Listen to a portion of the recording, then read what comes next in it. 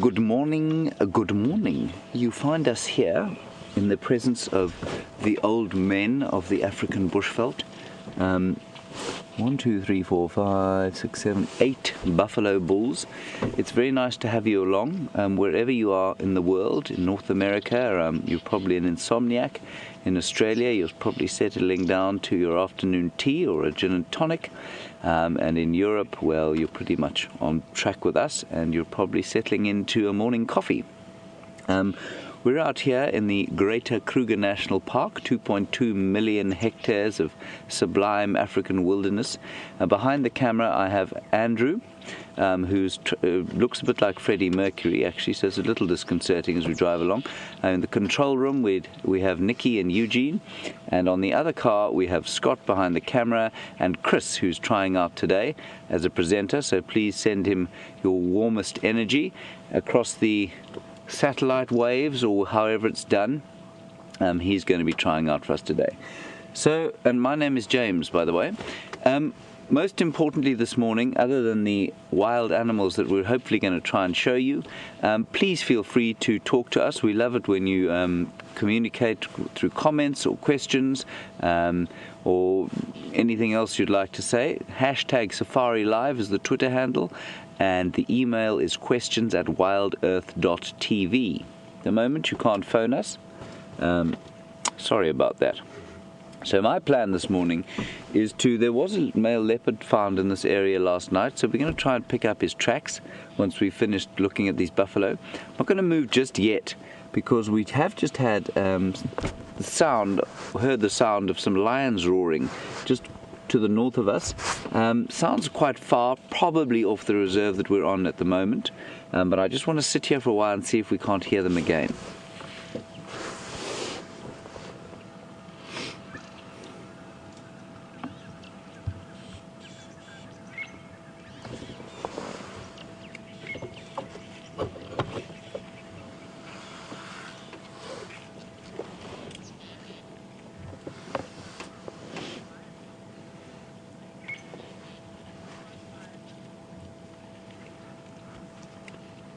And I believe some of you who've been watching the Juma Cam have had lions or heard lions early this morning at about 5:30.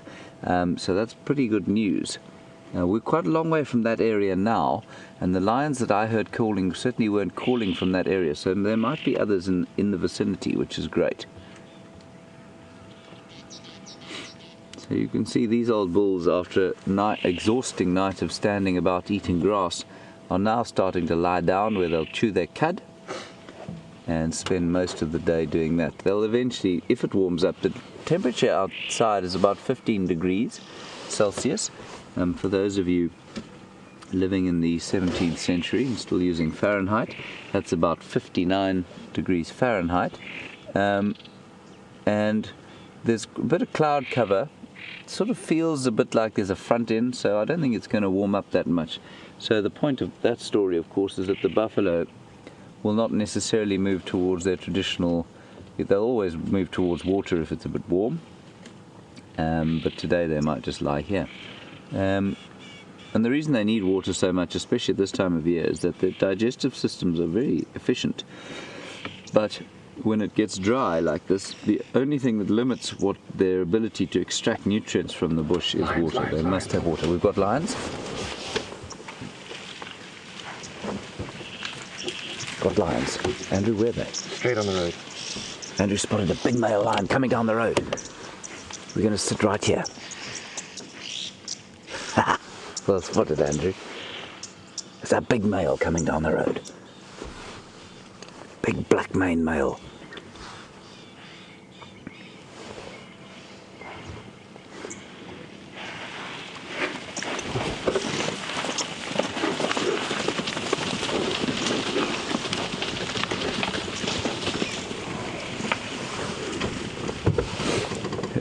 Isn't that magnificent? Look at the dust settling, the flies are flying, the oxpeckers are going. Just sneak a little bit forward. Well spotted, Andrew. Look at him, here he comes.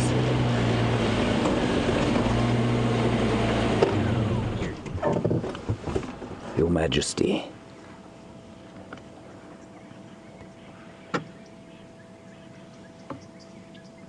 One great cat has put all 8 of those huge buffalo to flight.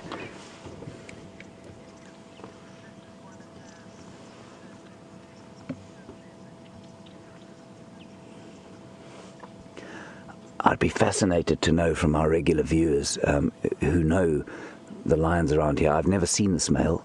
I'd love to know who you think he is. Apparently, he might be part of a coalition of 2 called the Matimba, which means strength in Shangaan. He's a magnificent beast. Look at him. His big black mane.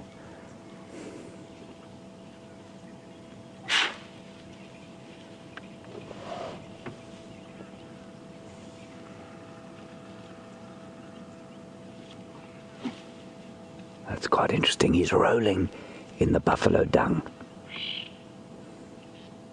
Or certainly where the buffaloes were lying.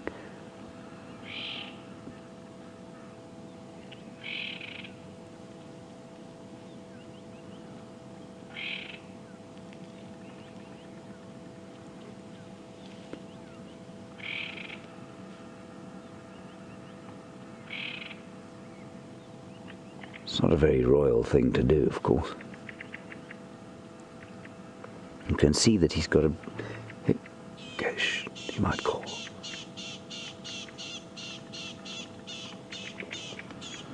His big black mane is a testament to his age. He's really in the prime.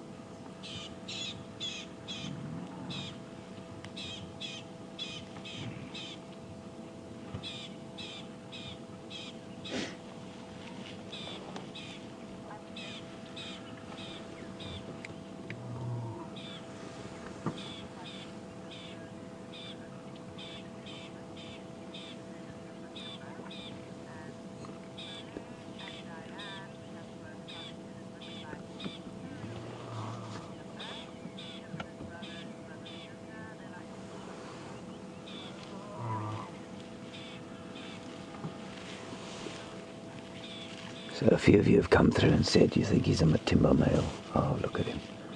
Marking territory. That is the king in his prime.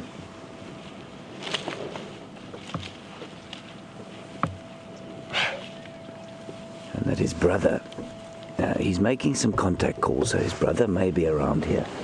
I haven't heard a response though. I'm going to turn quickly.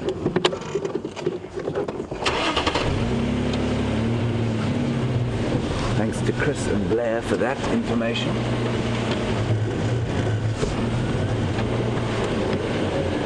There you can see the buffalo waiting for him. It's a big group of buffalo bulls. And he'll be a little wary of them, but you can see how they responded to him.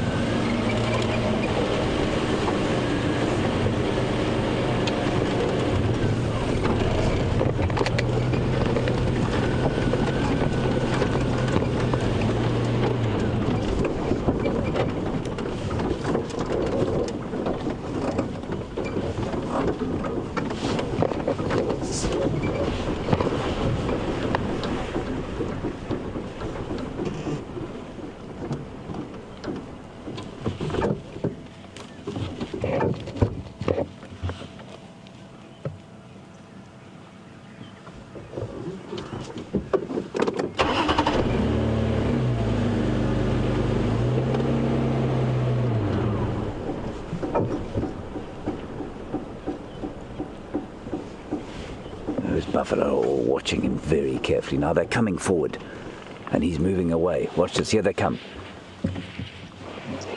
Here they come.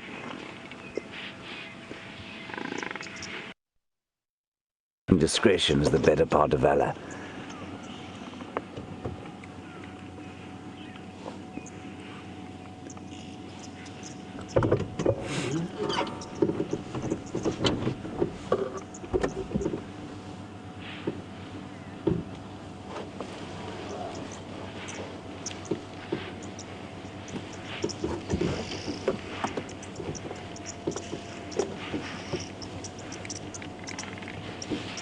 Not really sure how we're going to follow this because I don't want to get in these buffaloes' way. Try and flank them on the side.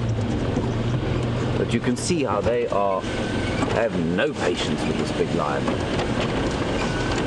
They've gathered their thoughts, rallied around, encouraged each other, and now they're going to show him what they think of him.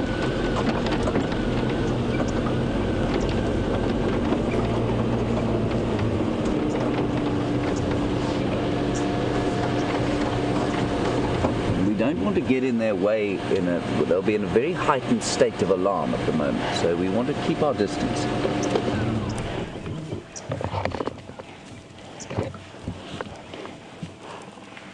These big old bulls.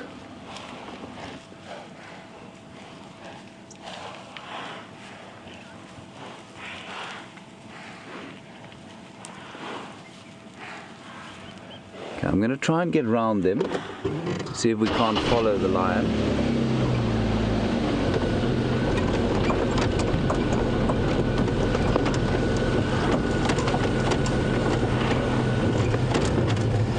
Andrew, they come at the car, you hold on.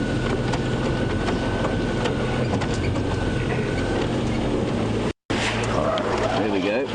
We've got negotiated the beefaloes. We'll see if we can find the lion again.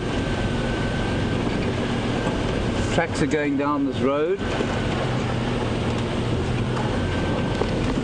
I hope we can find them again.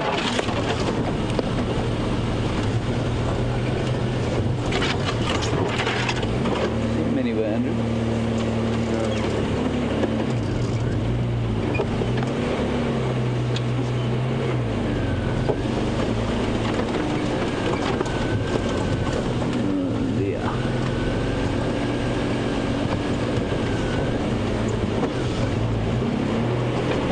Along this road and see if he doesn't come out here.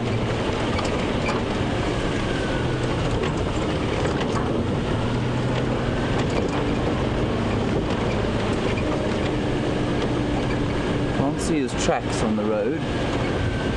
There he is. He's in front of us, marking his territory. Unfortunately, he's heading quite fast towards the southern boundary. We've had an incredible sighting of him. So exciting to see a big male like this in prime.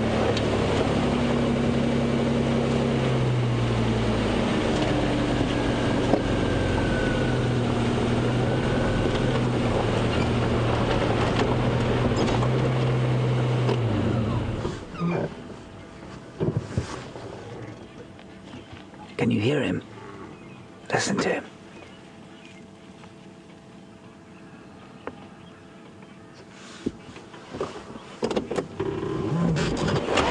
Rubbing his scent onto that worry bush. The animals, the grazers don't eat, so the cats often use a worry bush to mark on.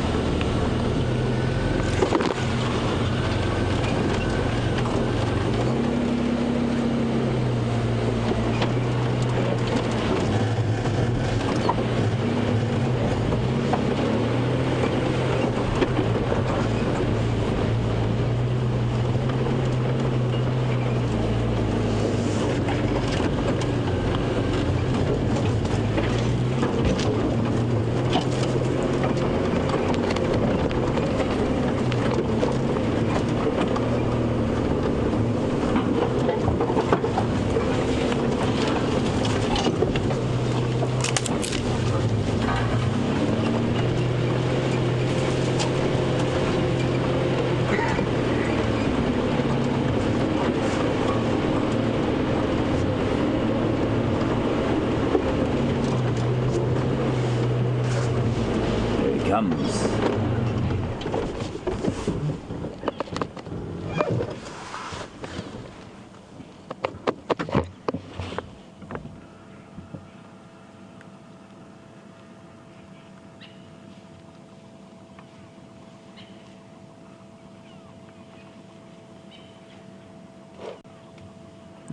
Fascinated to know where his brother's gone.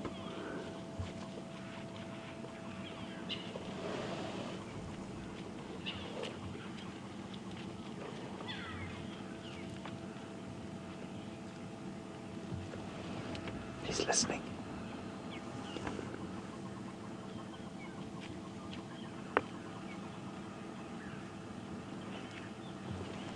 I can just hear his footfalls disappearing now.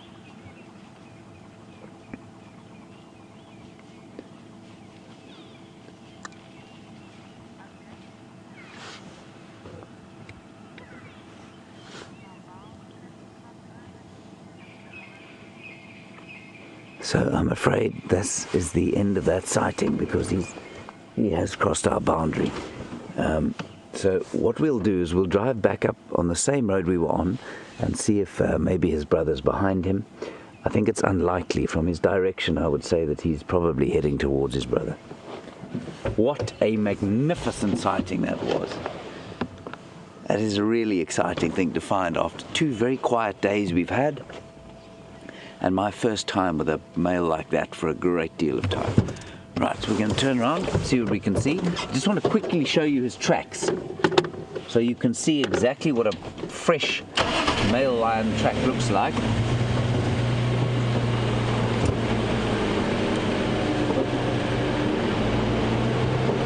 Can you get those, Andrew?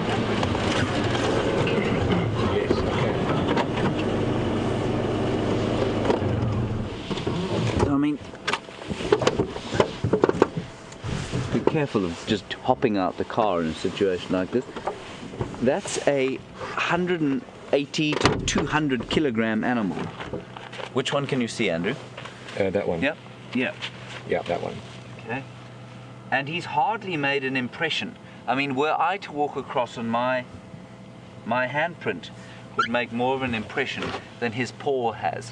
So even though he's 180 kilograms, I'm just looking around, he will leave hardly a mark as he moves. So you can appreciate how difficult it is to track these animals. Right, we're going to turn around, go back past the harassed buffalo, and see if we can't find the brother.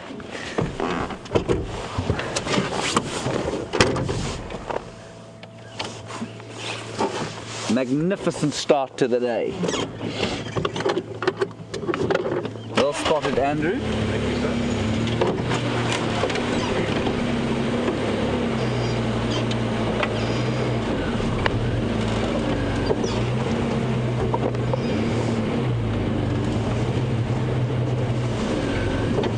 While we carry on looking for the brother, we're going to link you across to Chris. Please bid him a very warm welcome, and I'll see you just now. He's got Scott behind camera, so I'm sure they'll have some interesting things for you.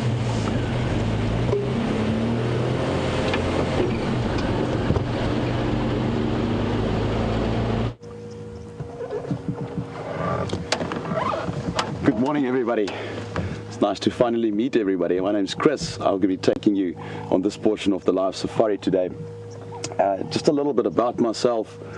I've been a guide now for roughly about 15 years. Spent the majority of my time within the greater Kruger Park area. And what we're going to try and do today is we're basically following up on that male leopard that was seen yesterday. It's myself and Scott here, and I believe we've had quite a treat that James has provided. And what we'll do, oh, look at the kudu.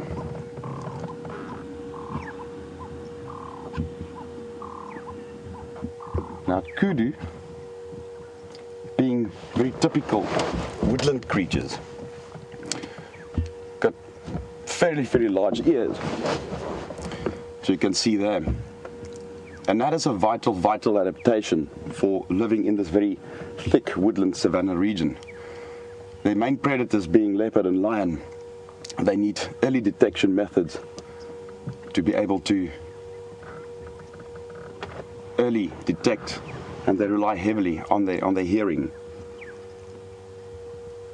And very importantly, their camouflage. As you can see, they've got those lateral stripes running down the body, the white facial markings, the markings on the legs. As you can see there, it makes them disappear almost in total.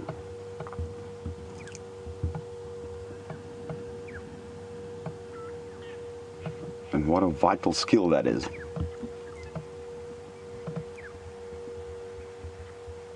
Just breaks the outline. merges with the background.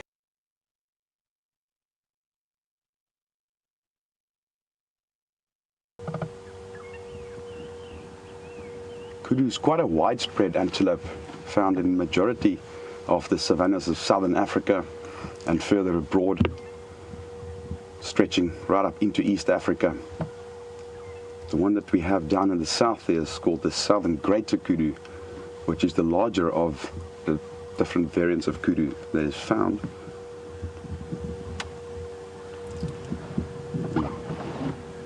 These are basically females. The males don't spend all their time with these ladies. They tend to form little bachelor groups out of the breeding season and just momentarily joining up with the females when, within the breeding season, which are not as clearly defined as what you would find with some of the antelope. For instance, Impala has got a very, very fixed breeding season, very fixed rutting season, where the males physically mate with the females. It would be good if we can see one of those males. They've got these massive, massive corkscrew horns. Definitely, by far, one of my favorite antelope. Right, what we're going to try and do, Scott and I decided we're going to check the scout line. There was some line activity yesterday.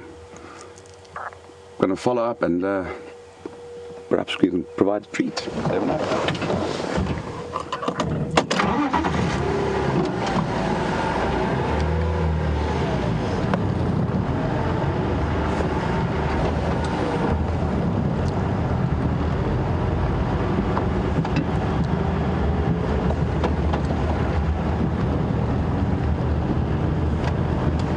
I believe I've received quite a warm welcome on Twitter. Just thank you to all the viewers for the very warm welcome. It is definitely quite a privilege to be out here in the Sabi Sands. And yes, remember there's, you can ask questions, send me some questions. I'm happy to answer some questions about myself, my career, my experience. You can send questions to questions at WildEarth.tv. Alternatively, hashtag Safari Live on Twitter.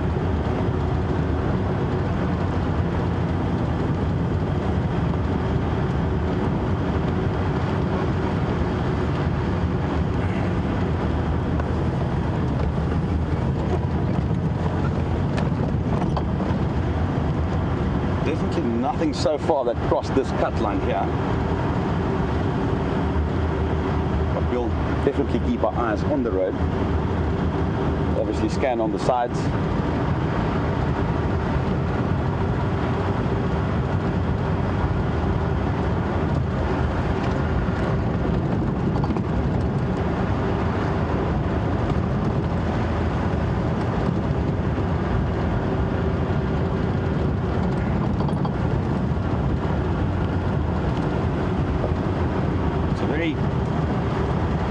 I must say, surprisingly warm, knowing the Sabi Sands, having worked here in the southern portions of the reserves a couple of years back. I could recall that early winter could be quite cold in the mornings. This morning though is slightly overcast, or a little bit more overcast than open, but yet it is quite warm. It's quite typical when you had clouds in the later stages of the night. The clouds act as a bit of a blanket, keeping some of the radiation trapped and resulting in a slightly warmer temperature in the morning. However, if the clouds persist, you would find that the later morning temperature.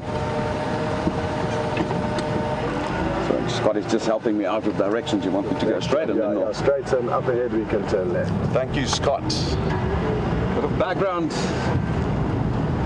I know Scott and Brent quite well, having worked together in portions of the Kruger Park previously in our careers. Very good friends.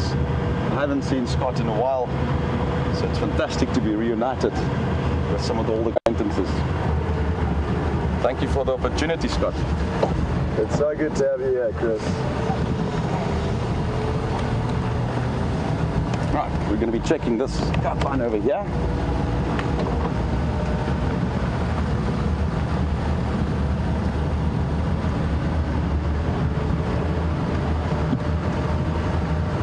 What I did find, however, is with these overcast mornings,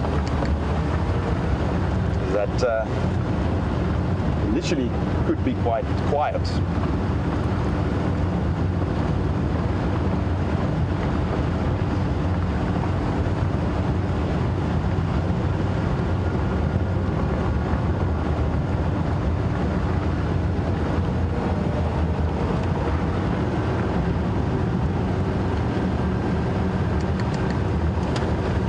Hi, Catherine from Texas.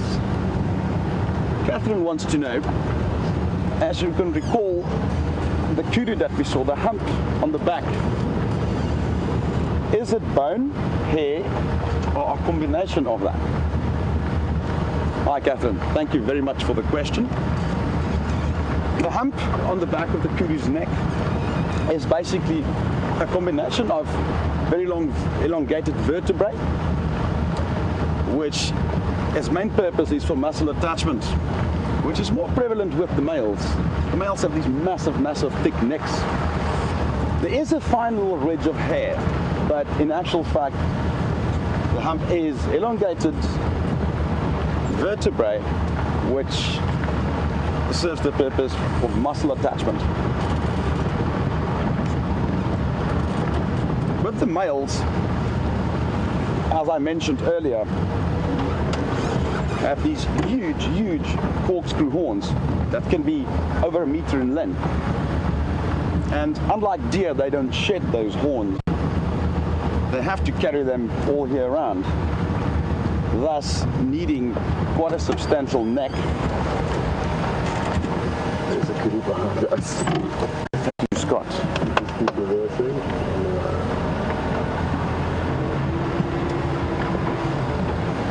And could you believe it? There we go. And as you can see, just what I mentioned, this is still a fairly young male. The horns haven't finished all its turns. That is the kudu male. As you can see, there is a fine ridge of hair, which is again with the male slightly more prevalent, makes them appear larger. They can also make that hair stand up very much in the same way we get goosebumps, to accentuate themselves when they have to display when other males are present, usually in the mating season.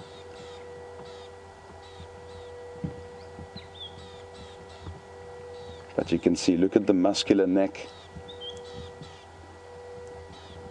Still a young male.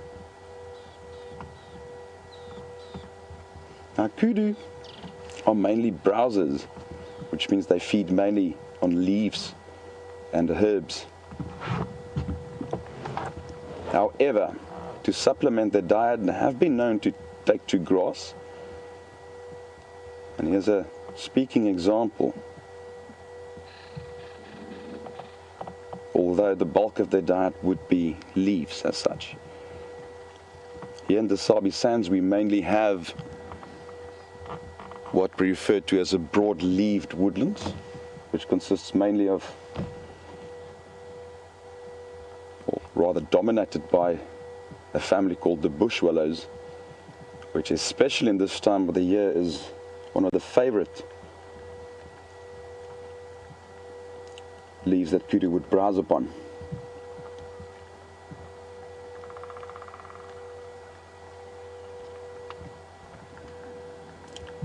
Those horns are also a very, very useful tool for feeding for the males. It's been said by various biologists that the males, because of the increased size and activity, have a much more specific nutritional need, often resulting in them looking for leaves quite high up onto the trees. They've been known to use those horns as leverage to break branches. in order to get some of the real juicy bits. And often you would find other creatures afterwards feeding on those. This guy's in prime condition for this time of the year. It's quite a harsh period that they're going to go into. The dry season is a testing time for kudu. Kudu is often one of our indicators of droughts, one of the first animals to lose condition, especially now in our fall, where the majority of these trees will shed their leaves, with the exception of a few. And it will be challenging for this man to keep up that bulk and condition throughout the dry season that is our winters.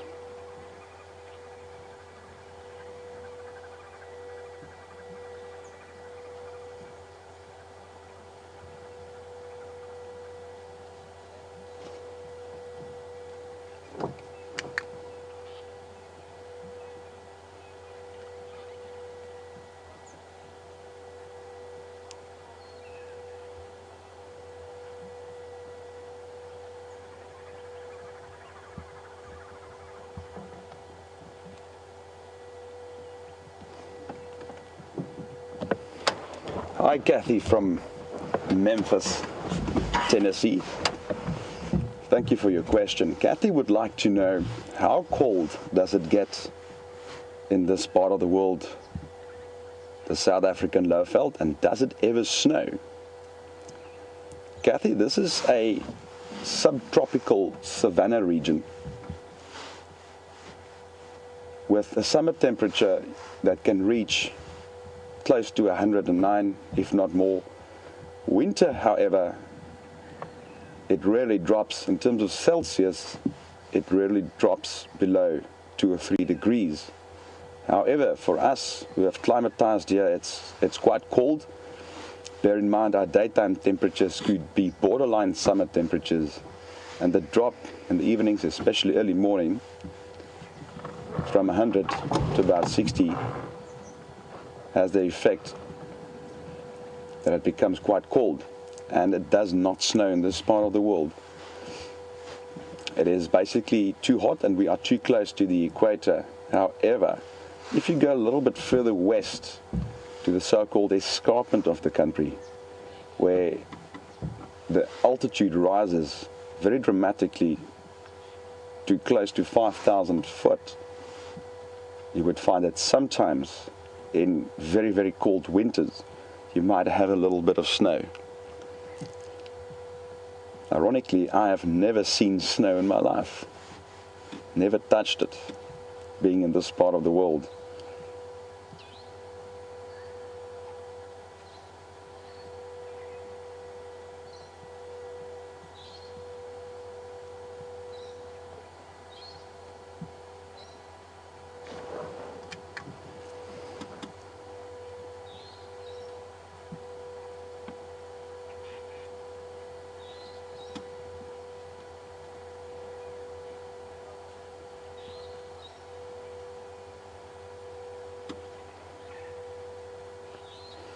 I've just received an update from James. He is not on the vehicle at the moment. He's tracking some lions, or looking for more tracks of more lions. So I will entertain you a little bit furthermore.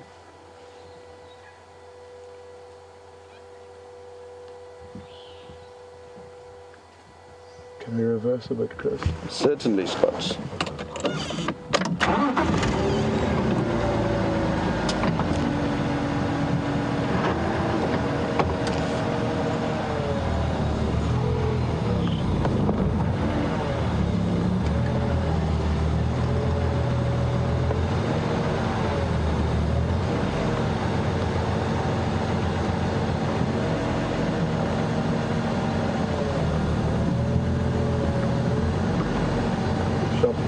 Shop.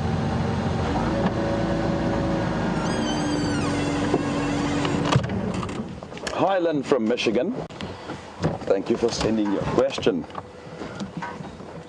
Lynn wants to know, having been a guide working in the mainstream lodge industry, what is my opinion and feel about this type of safari, having guests from all over the world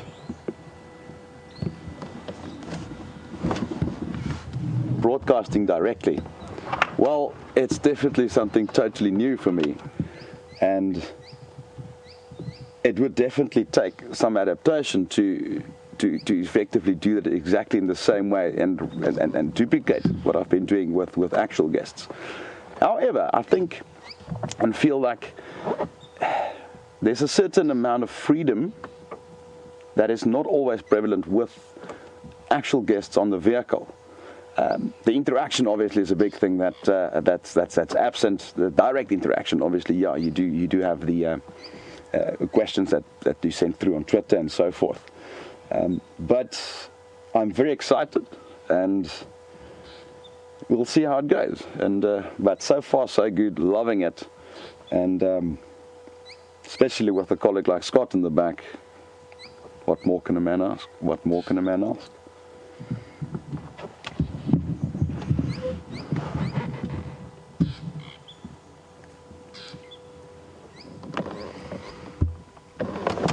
I think what we'll do, we'll continue on this road and just see what comes up. The bush is full of surprises. There's always something. We just need to find them.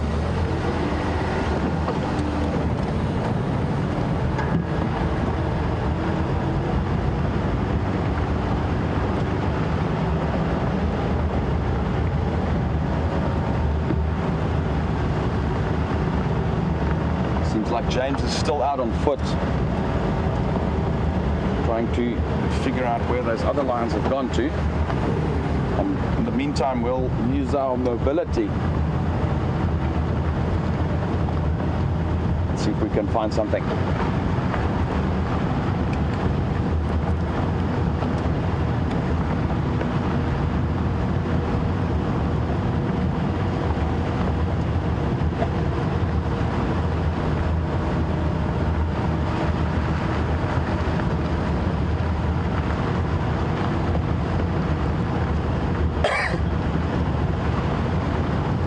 Dave from Toronto.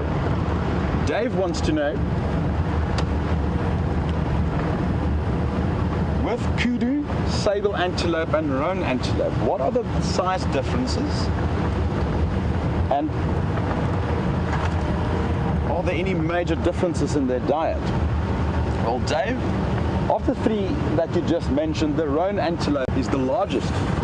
In fact, the roan antelope is the second largest antelope in Africa, only outweighed by the eland. Kudu. We found what looks to be the rest of the Nkuhuma Pride. Again, I was staring at the floor. Andrew managed to spot them. We're going to drive off-road here and see what's there. We've got at least one lioness. Well done, Freddie Mercury.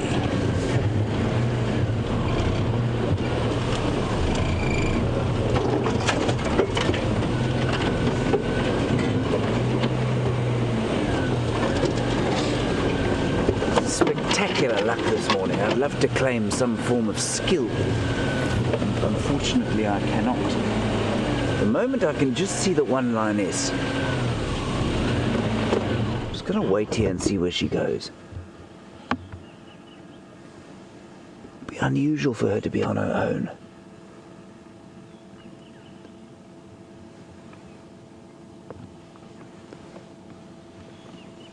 I can see another one. Okay. Andrew spotted some more.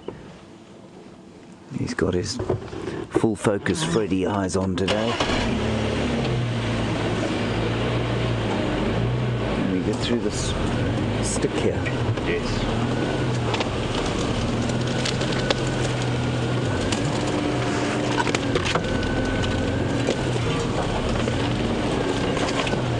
Oh, they're the rest of the won't get past that one.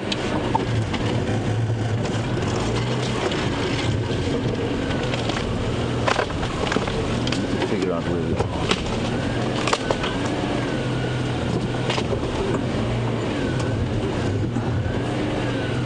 Try and avoid damaging this tree too much.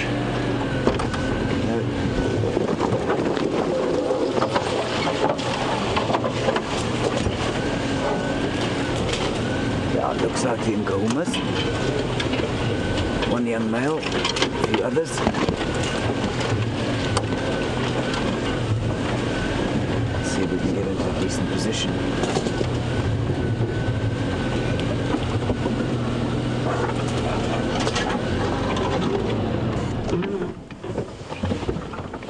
Great stuff.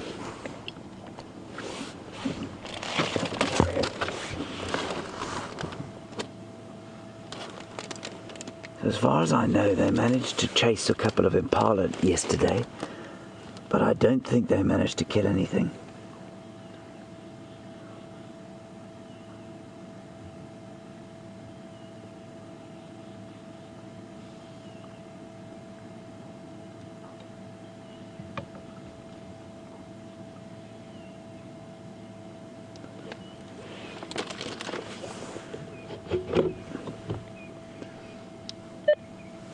Stations located Pride of Lion. I think the animals are just off Hippo Pools Road. I'm sorry, my directions are not great at the moment. Probably about 300 meters to the east of the junction, west of the junction with Cheetah Cut Line.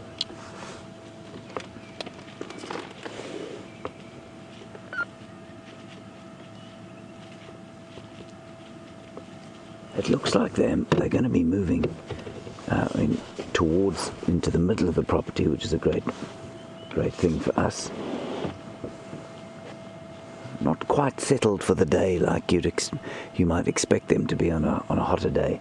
I'm not going to move the vehicle just yet because we're going to get some nice views. A Pride, just on Hippo Pools Road.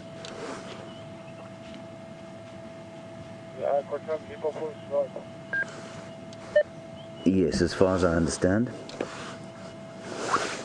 Okay, I'll come and join you there. Come and put service with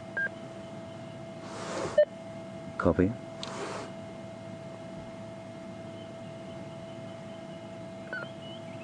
Now I have to try and guide the other game drives into the area. Unfortunately, I haven't been here very long, so my knowledge of the roads is not great.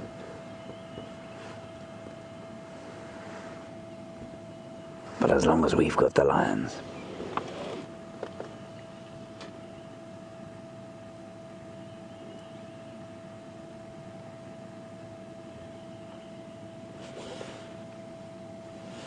And those of you who followed the fate of this young male will be interested to know, I'm sure, how long he's going to last in the Pride like this. We really don't know at this stage. It's quite unusual that he's still in the Pride at this age now, and I suspect the fact that he is has something to do with the fact that he doesn't have brothers, which will often form a coalition and move off. So he's probably being tolerated because he's on his own. But that will change if he tries to start mating with the females in the Pride.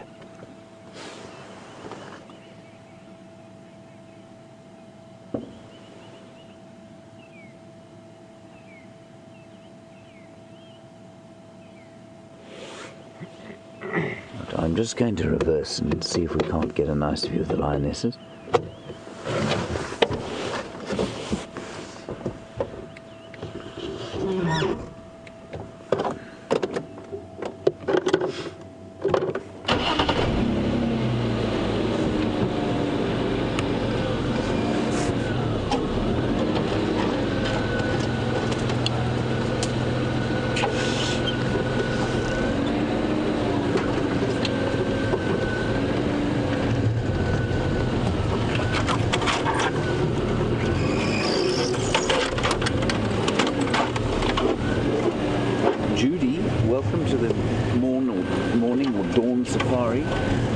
want to know why it is that the Matimba male there, I just want to get past this young male without giving him too much of a fright. They are very used to us. Judy, I'll come back to you.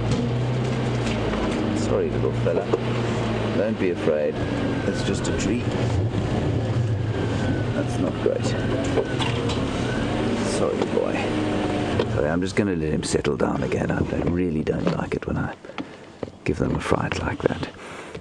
Judy, the reason that he's on his own is that they will often patrol together alone, not always together. They have a vast area to cover. The other male may have been finishing some meat. He might be slightly injured. He may be with another pride somewhere in the process of mating. But they don't always have to be together, although they will always be within their territories, or normally. So while I frightened this poor chap, he's giving us a rather magnificent view. But I'm not sure if you can see the size difference between him and the Matimba male that we saw earlier. He's developing the sort of strength in his shoulders and his hindquarters, but he's not as tall, and he definitely doesn't have a mane like that one.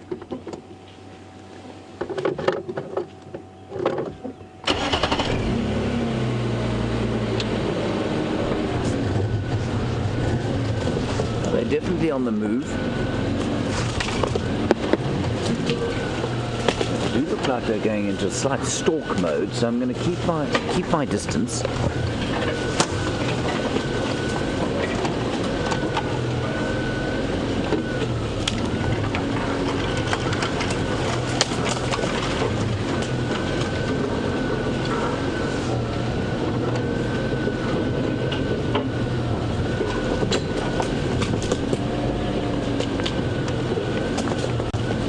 Try and get past this vegetation, which is threatening to hem us in here.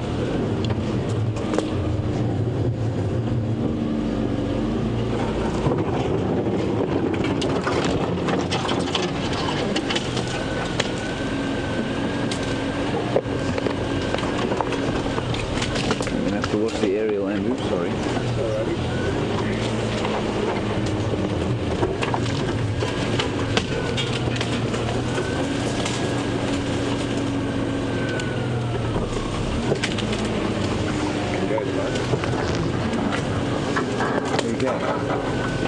We're just going to cross quickly across to Chris. Say that fast, while we reposition, and we'll see you just now.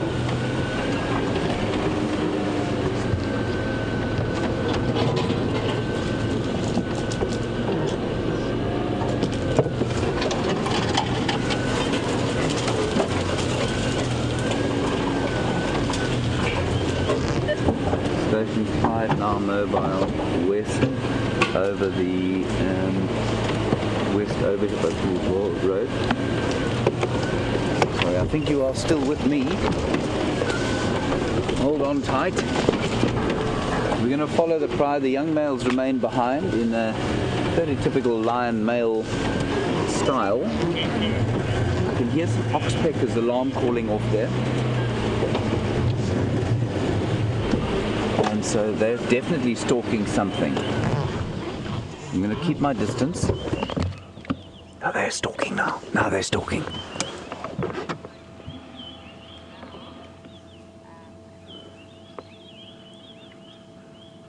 The animals seem to be stalking now.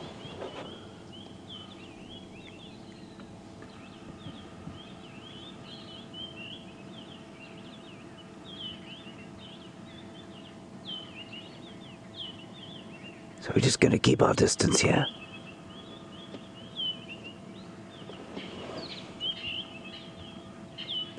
Can hear the oxpeckers that have just risen off the backs of whatever herbivore they've spotted. One on the left, I'm not sure what you're looking at the moment. Andrew, I don't know if we can get the one on the left there. She's in the distance. She's kind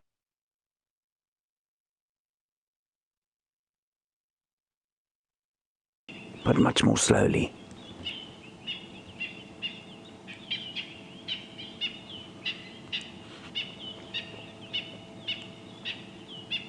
can only see two, James. Can you see more? There are more, just gone round right and left.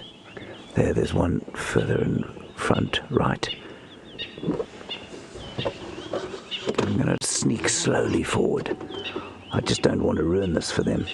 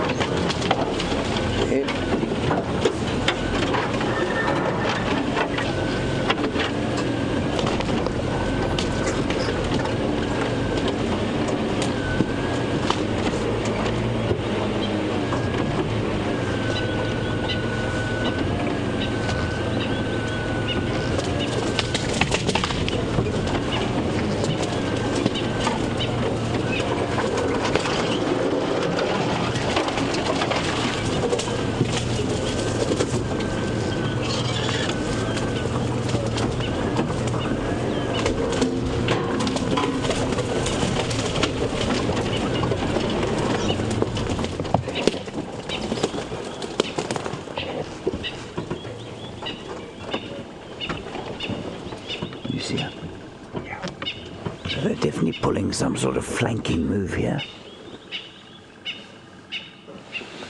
This is the best way to describe it, is the way that the Zulu army used to go into battle, with the horns of the buffalo formation, and this would constitute the left horn of the buffalo. Go ahead.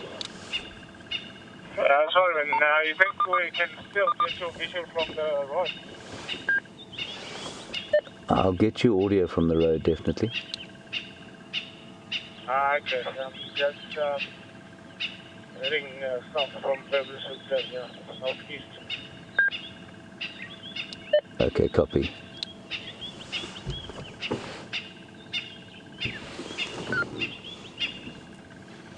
So she's the left horn. The right horn has gone round the other side, and they'll be flanking something.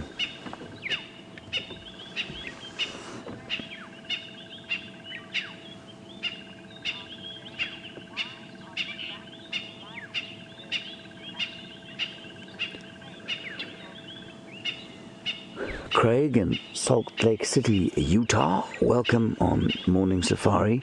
I bet the scene that you're looking at right now is a bit different from that outside your window.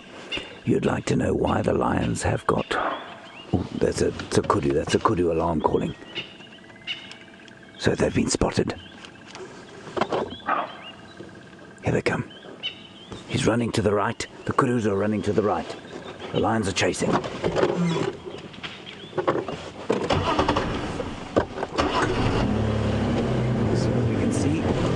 There, they're chasing the Kudu. Chasing the Kudu.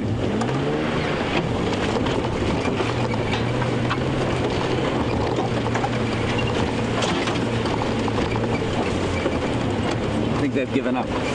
Oh, no.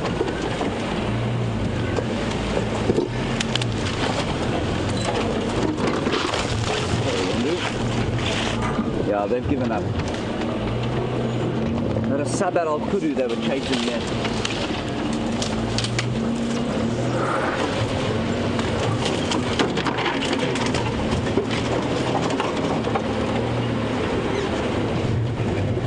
Get them running.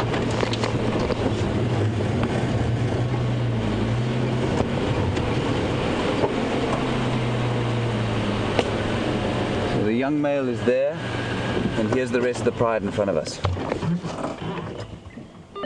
Yeah, Jim, I drive all the way from Hippo Road to the junction of Warthog Road. Confirm you at Hippo Road or on Vulture Road. I'm sorry, man. I'm in that area of Hippo Pools Road. Can you just give me a loud rev? I'll see if I can hear you.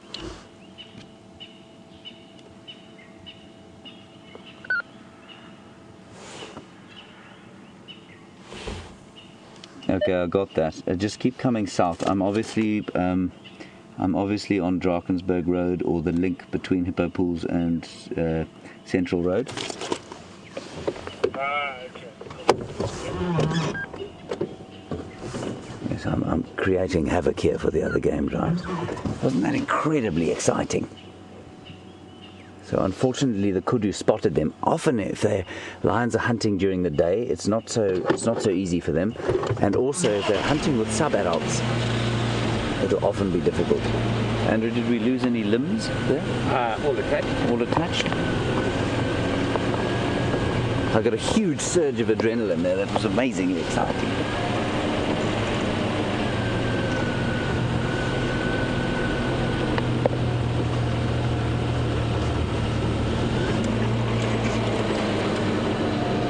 Still stalk through there, but I'm pretty sure any kudu, any self-respecting kudu in the vicinity is long gone.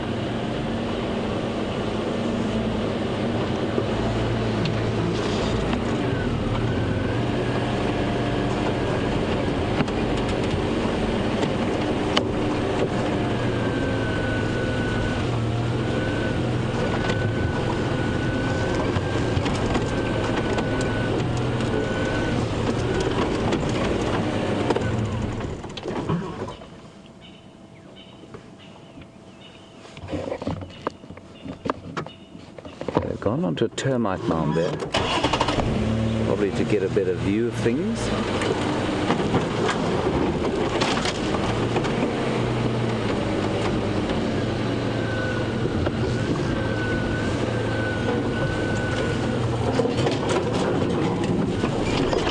Yeah.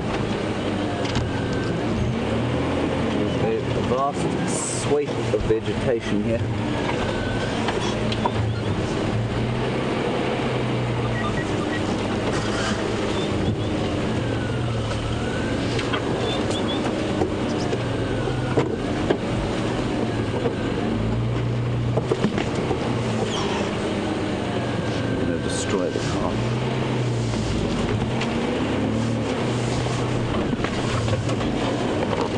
Sorry, we're just going to go back a bit.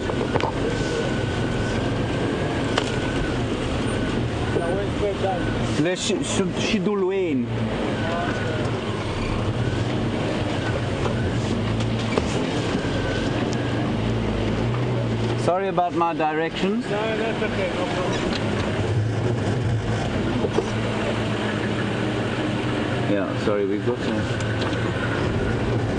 We're going to reposition now. We're just going to... There's a bit of... Bush is a bit thick in there, so quite difficult.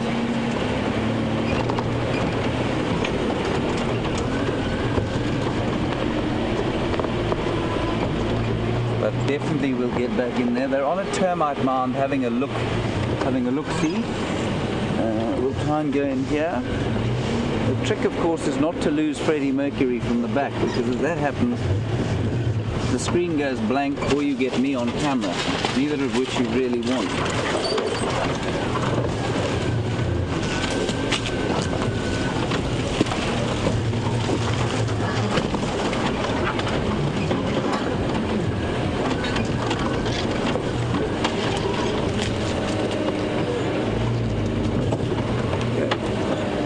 We're going to cut across to Chris while I negotiate this area, and we'll be back with you now. You won't have to experience it with us.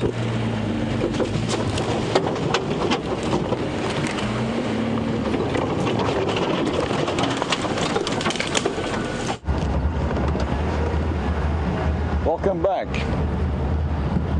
Just for those who tuned in just now, my name is Chris. I've been invited to come and meet the team. And obviously they need to meet me as well and see what I'm capable of and what I can do. I believe James has treated you yet again with some phenomenal lion viewing.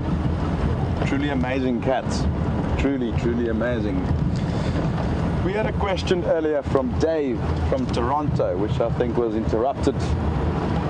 Just want to finish off with that. Dave wanted to know the size difference between kudu, roan antelope and sable antelope, and if there's a major difference in their diet. Hi Dave, thank you yet again for the question. With those three antelope, roan antelope is the largest. It's in fact the second largest antelope in Africa, only outweighed by the eland, which can reach over 2,000 pounds in weight.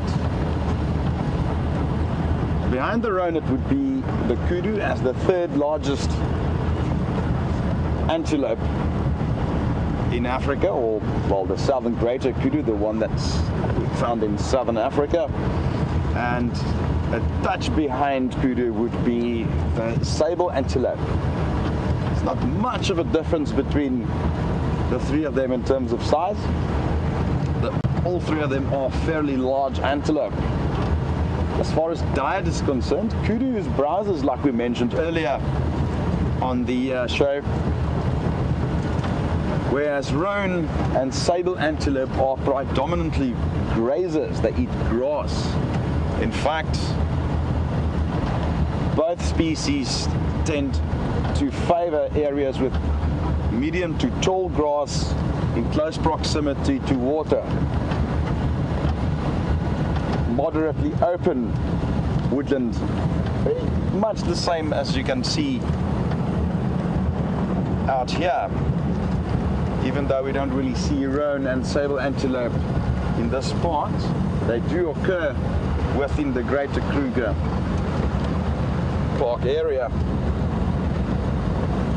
They have been slow to recover in terms of numbers in the last 40-50 years. So both roan antelope and sable, as far as Kruger and southern Africa is concerned, are very rare antelope and seldom seen. Yeah, Scott just pointed out a vulture sitting in a tree. We can quickly go and investigate. Vultures are often an indicator of something that has transpired. Could be an animal that has expired, or remains of a predator that's fed on something, or it could simply be a bird resting and waiting for the planet to heat up so it can fly.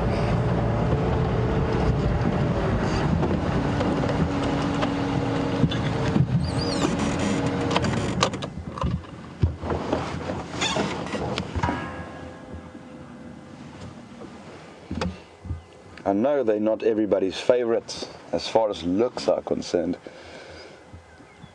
but vultures worldwide plays a very important role in cleaning up all the dead and rotten material. At least the southern African vultures are mainly scavengers, with a few exceptions. This particular species is the most abundant one that we see in this region, the African white-backed vulture. You won't be able to see the white-back currently. It's a juvenile still, and the white only shows while it's flying.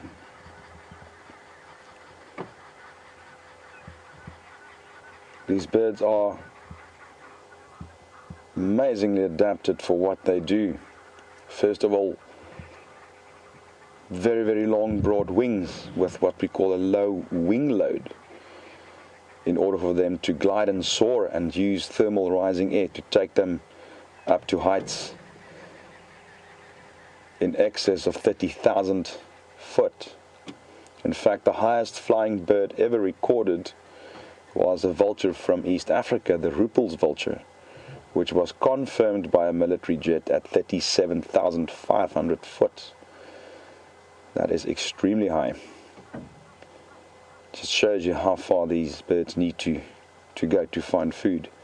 Phenomenal eyesight. These birds can spot an animal lying on the ground that's expired from thousands and thousands of foot up into the air.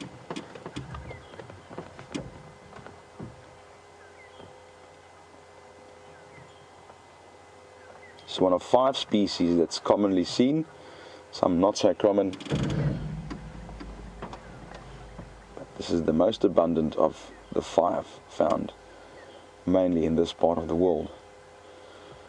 For the viewers back home, we have 2 major groupings of vultures, the so-called New World and the Old World vultures. New World referring to the ones in parts of the Americas, both north and south. Old World vultures referring to the ones found in Africa and parts of Asia. One fundamental difference between the 2 major groupings is that the New World vultures tend to find their food using scent, whereas the African or Old World vultures use mainly sight and not scent to locate food.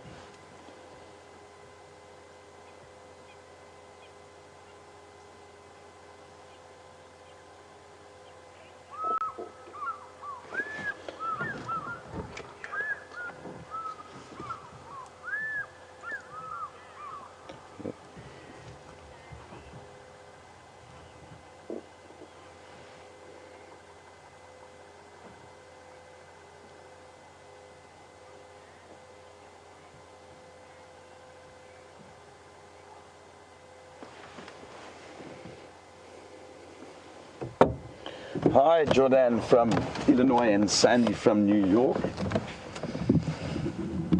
And several others, in fact, has come up with the same question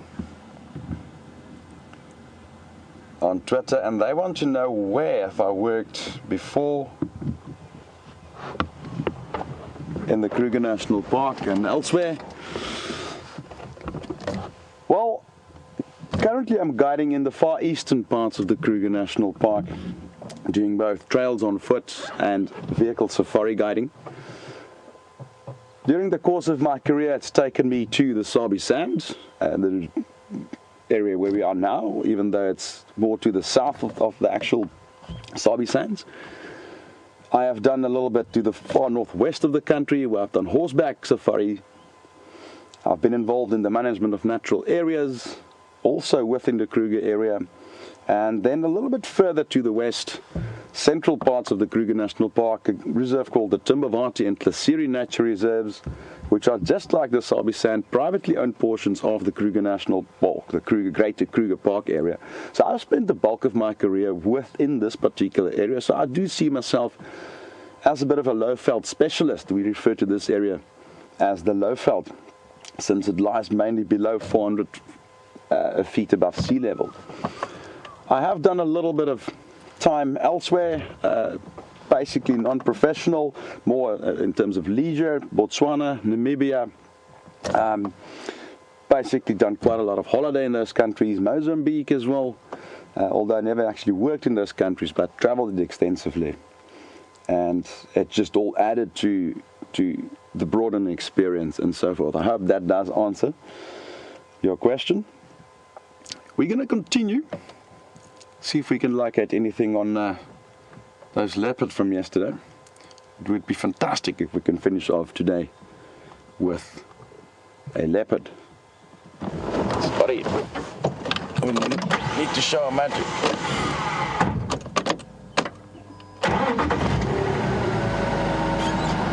The leopard is on the way, everyone, don't worry.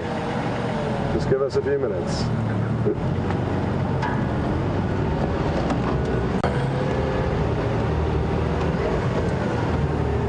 Big words, Scotty. Big words.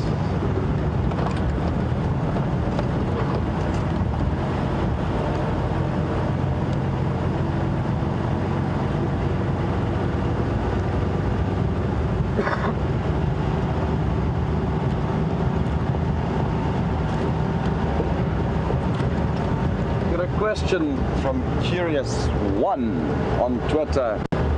Hi, and thank you for the question. I want to know if we have seen any leopard tracks this morning, and honestly we haven't, but we are searching. Fortunately, we had the lions earlier. It appeared to be quite a treat, but we are still searching. We are still searching. Leopards in this type of weather could very well be moving. So it doesn't mean that once we've driven a particular road that the leopard won't be on that road a little bit later. So we will keep on backtracking, keep on checking.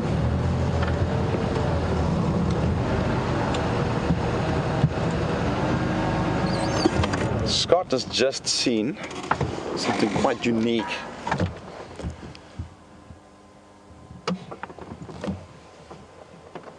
This is a hornbill. Just going to observe for a second what he's doing, but I suspect it's looking for food in that termite mound. It appears to be quite an active termite mound. Looking at that chimney, and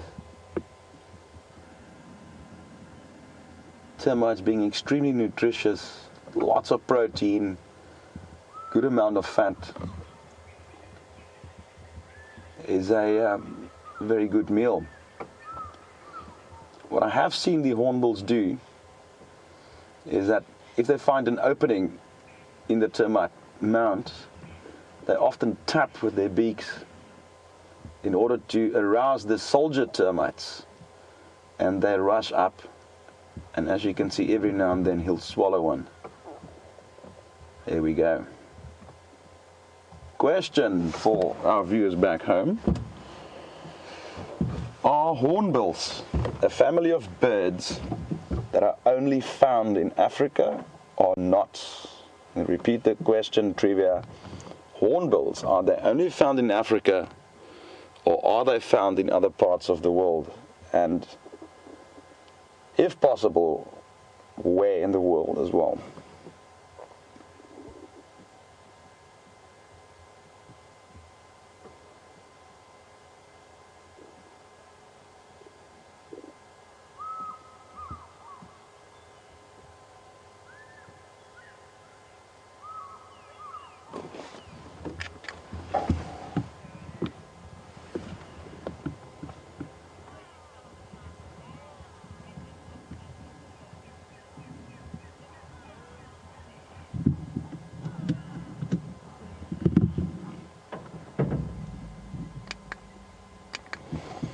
Hi, Joanne from Arizona.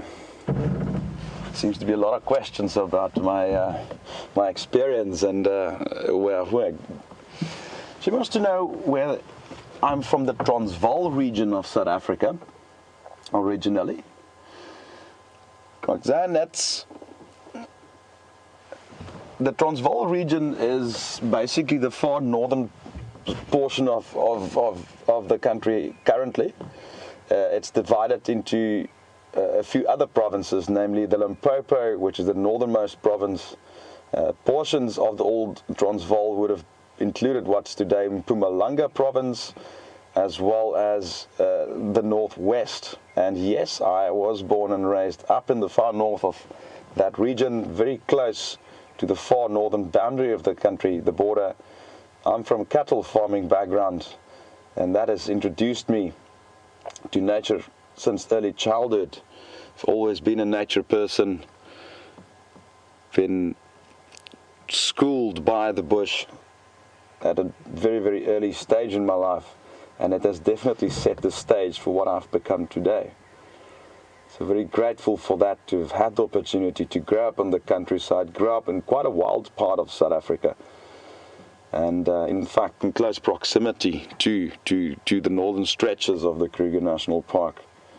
And I can recall it was a very frequent event for us to go to the national park on holiday. It's still today a favorite of mine, and I think arguably one of the greatest wilderness areas in the world.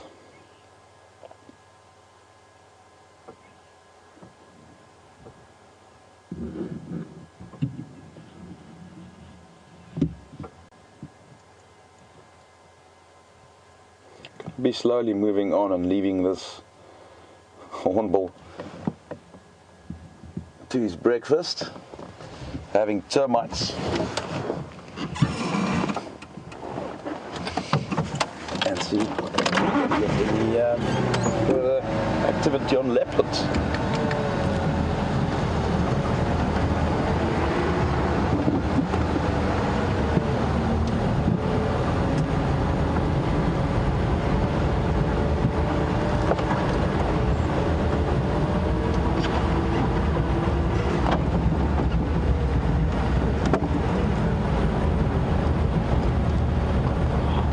Katrina, Ginny and Autumn, and quite a few others in fact,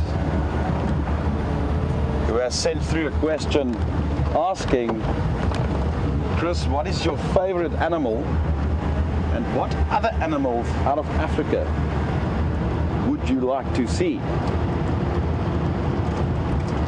Well folks, that is quite a broad question. Us as guides, pardon me, spending our days and careers and lives out in the bush, we see so many amazing things at times, and it's actually quite difficult to choose one particular favorite. But if I'm really pressured into choosing one particular animal as my favorite, I would say elephants. I love elephants, admire their size, very strong family bonds, and as a family man, I can identify with that. Love the way the mothers teach the young calves how to use their trunk. Reminds me a lot of the time when I was young and I had to learn how to ride a bicycle, etc., etc. So us humans can often relate back to elephants. And I think they are a living example of how society should be. So I'm really, really fond of elephants as my favorite. An animal that I would really like to see out of Africa is a polar bear. For two reasons. Firstly, that I've never actually seen any snow. Scotty. But yeah, I love predators as well, and so polar bear, and then just generally any predator outside of Africa. Wolves. For those in the Americas, obviously cougars or mountain lion as you call them. Go to the south. South America is the jaguar, ocelot, snow leopard definitely. Snow leopard up in the Himalayas, ranging into the Caucasus Mountains. Definitely a firm favorite. Whether I will ever be able to see them, I don't know. There's a few plans in place eventually to do that, but yeah. Any country that I do travel to will definitely include some sort of nature / wildlife aspect to it. And bear in mind, us naturalists who live out here in the bush, we'll be excited just seeing one new bird to add onto our list.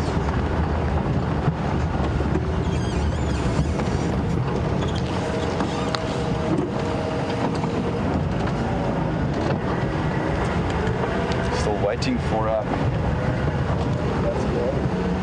yeah. Wow, nice, that's pretty good.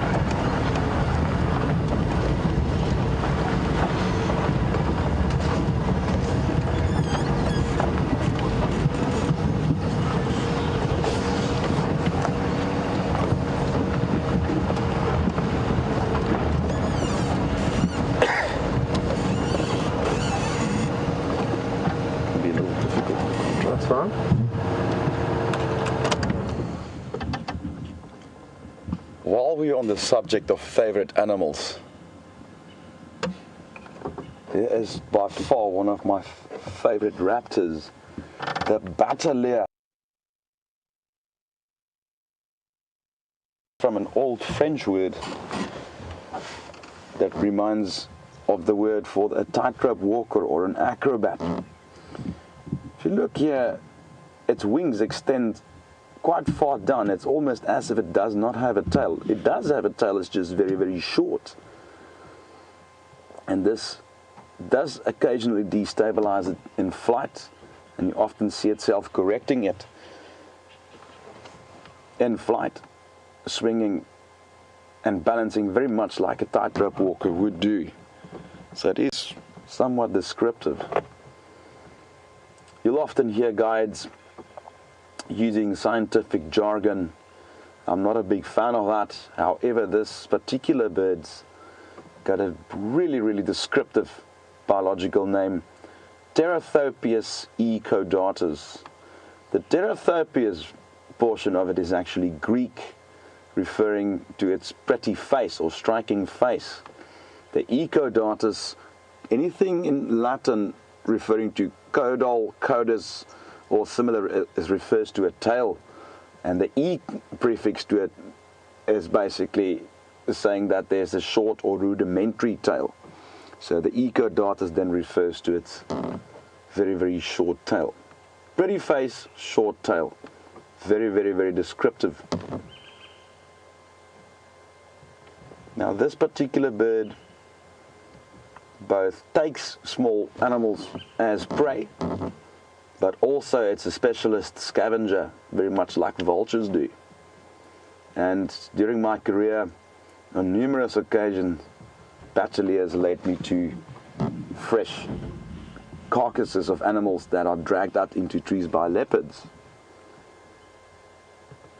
They are often there long before the vultures. But it is an eagle, it's in what we call the snake eagle family, and it does take animals as prey as well.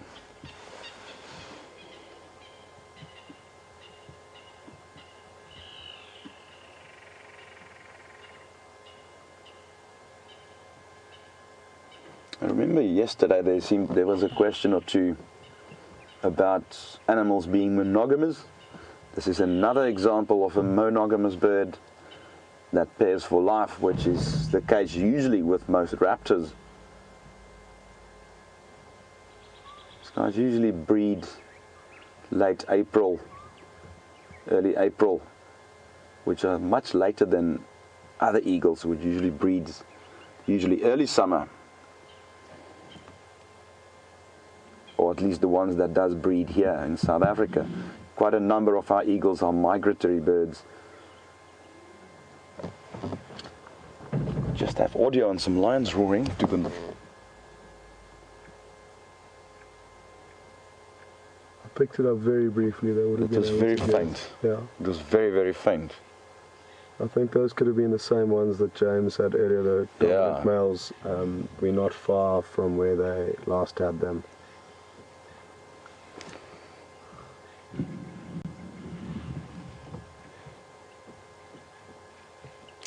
Just got an update that James is still trying to find them.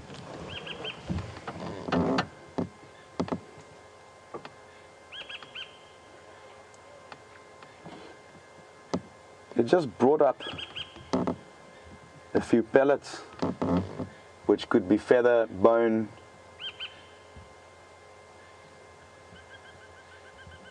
maybe the claw of something, which is very typical with raptors. Bear in mind, they're flesh eaters, and often they might ingest small pieces of bone and hair or feathers, even in the case of consuming other birds.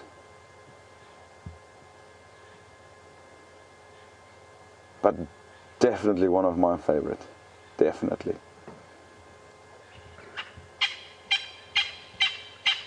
It might be worth us heading to Twin Dams and just seeing if those lions haven't crossed back onto our property. Scott suggests that we go to Twin Dam and follow up on that lion audio that we just heard in the distance. So what we're going to try and do is drive to that area and see if we can find them.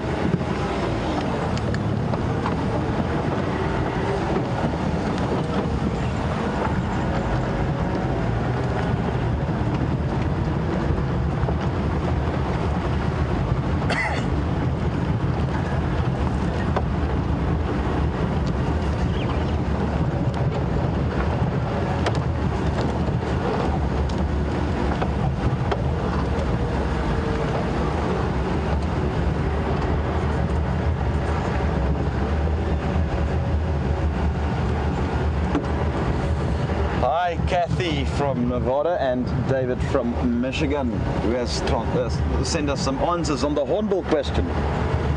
And they say yes, hornbills do also occur in other parts, namely South America. Now that is correct, but they also do occur, give it away a little bit, but they also do occur in some of the other continents. But yes, you do get relatives of them occurring in the South America.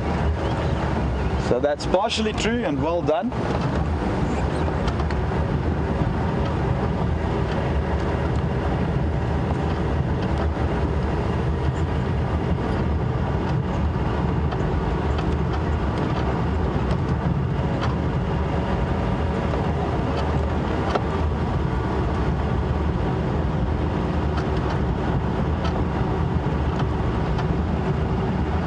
Another answer from John from California, who says they also occur in Asia and the Indonesian regions, and that is 100% correct, John.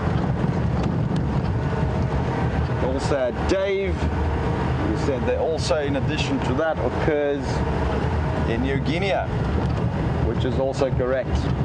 So well done to everybody who's submitted their answers.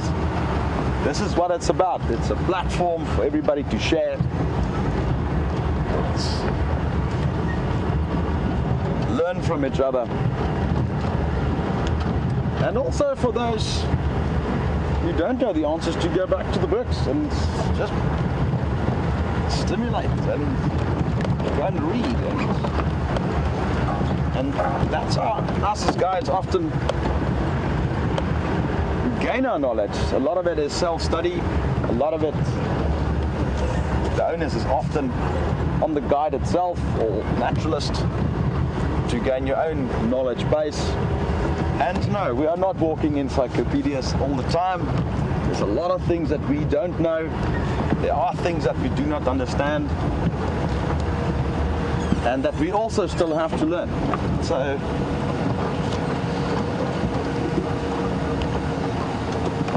another reason I'm quite intrigued by this type of safari, because there is this constant immediate learning aspect here. Earlier we spoke about rare antelope, and here we have the nyala, which is a very close relative of the kudu. As you can see, it's got very similar stripes down its back and its flanks. A lot smaller than kudu, probably about a third the size of kudu, and more of a reddish color.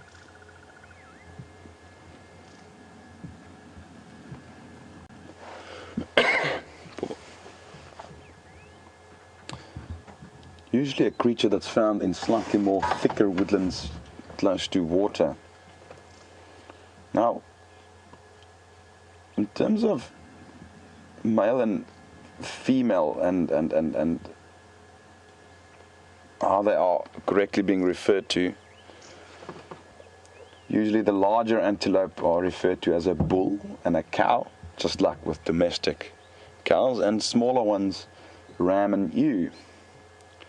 Nyala is the animal we use as the indicator species or dividing line, where to separate that. So everything larger than nyala, the male and female would be referred to as a bull and a cow, and everything smaller than nyala we usually refer to as a ram and a ewe. Whereas nyala itself, being right on the dividing line, the male fall in the larger category, so we call a male nyala a bull, yet the female will be referred to as an ewe. Just going to reposition slightly.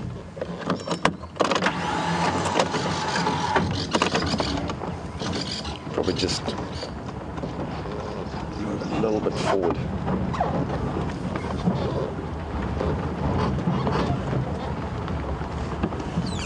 See, this is a young male. Starting to darken up a little bit now.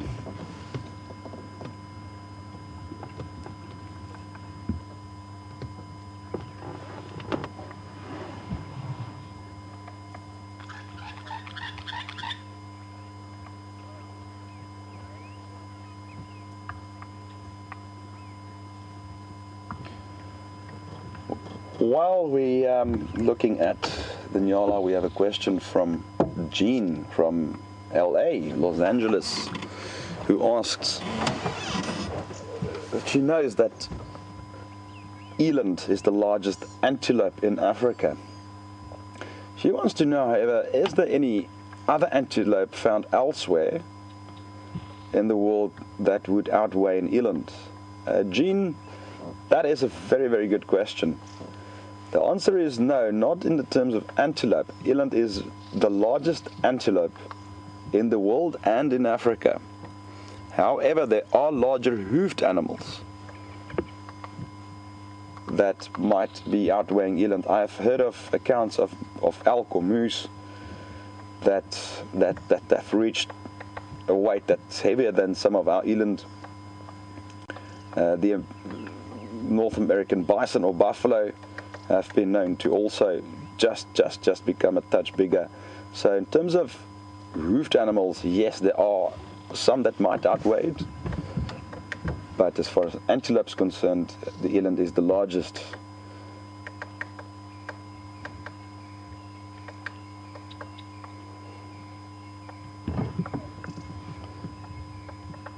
One of my colleagues and mentors from the local tribe, the Shangaan people, has taught me this very funny story about nyala.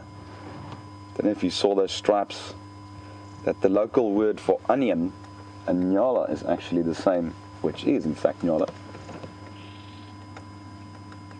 Saying that if you cut open an onion, the rings and the stripes reminds a lot of the stripes found on the nyala. It's amazing how much of these things in Africa get that sort of connotation to it, and something that's being used in everyday life.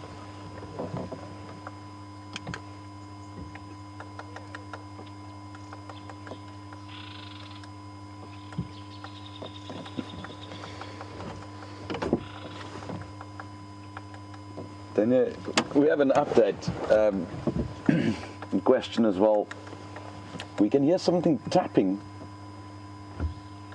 up in that tree just above the nyala, and I'm not sure if the listeners will in fact pick this up on the transmission, but it is a woodpecker in fact. Yeah. Go forward a bit. No, just go a little bit forward, I can see it. See if Scott can just get a bit of footage. Thanks, Scotty. Isn't that a lot fun if you got it there? You can clearly hear that tapping, tap, tap, tap. Now, with woodpeckers, there'll be two very distinct ways they tap.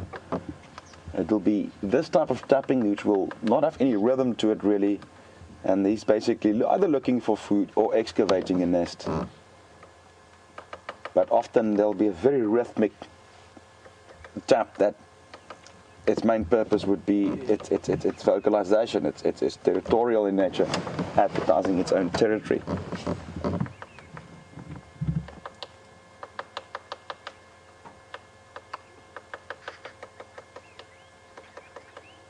One would think that all that tapping would give it a massive headache.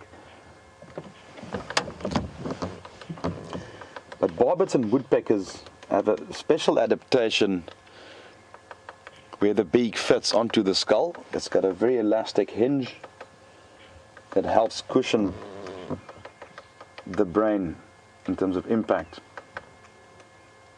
So he's trying to open up the bark and eventually going to insert his very long barbed tongue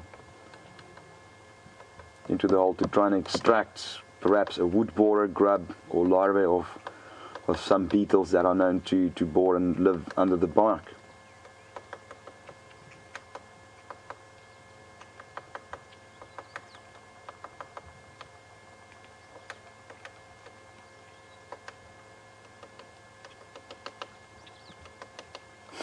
Like a little hammer.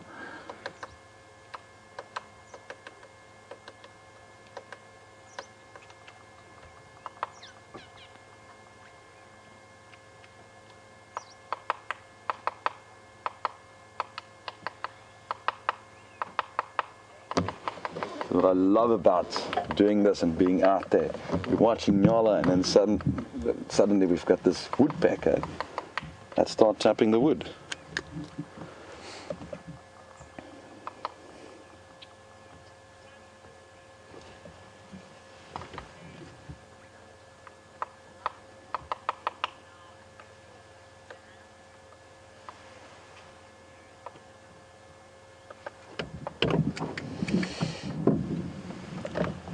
Well, we're going to be leaving this woodpecker also to its breakfast, and we're going to cut the transmission over to James, who's been unsuccessful relocating the lions. And James will have a little surprise for you once we've cut over to him. And in the meantime, we're going to continue and see if we can still find a leopard. Over to James.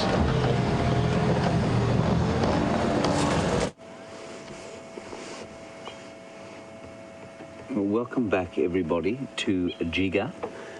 We have basically destroyed most of Andrew's clothes. He's cut and scratched. I've lost various bits of pieces off the car as we've searched for these lions, and I'm afraid we've come up with nothing at the moment. We've come across to this water hole. This is the general direction that the lions were coming, and we found that grey heron standing on top of a hippo, which is just a fantastic thing to see. A nice respite from the trials of searching for this hunting pride of lion. We're not sure where exactly they went. We were following the young male through the block, and we got stuck in some very thick vegetation. And unfortunately, we were unable to stay with them because they crossed a little drainage line that not even this fine Land Rover I'm driving could cross. I'm slightly afraid that half the fluids are leaking out of the bottom of it, but that time will tell, I suppose.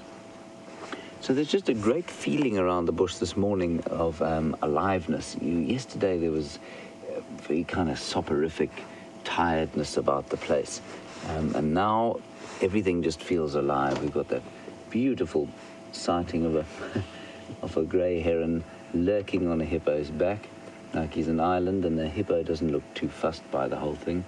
We've got a white-breasted cormorant in the background. We've had some kingfishers fishing here, and there's just a lovely atmosphere, kind of a fizz in the air. Perhaps something to do with a cloud cover. Andrew, can you try 600?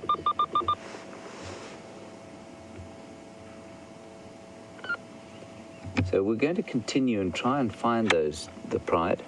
I'm not convinced that we're going to, given the thickness of the bush, but certainly we're going to do our level best to do it.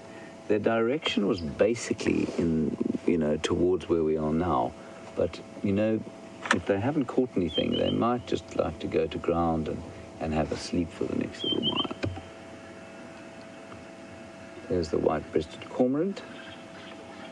Quite an unusual bird for this area.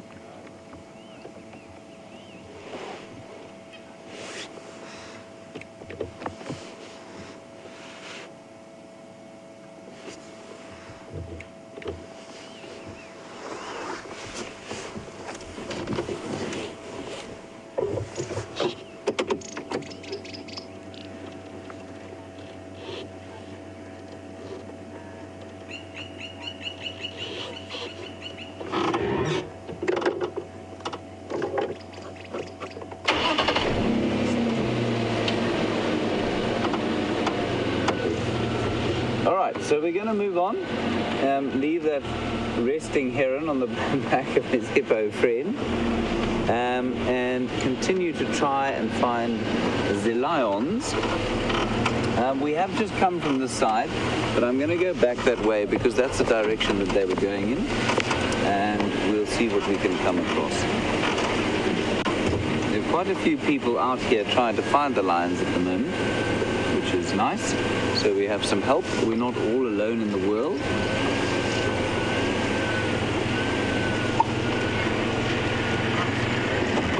Morning.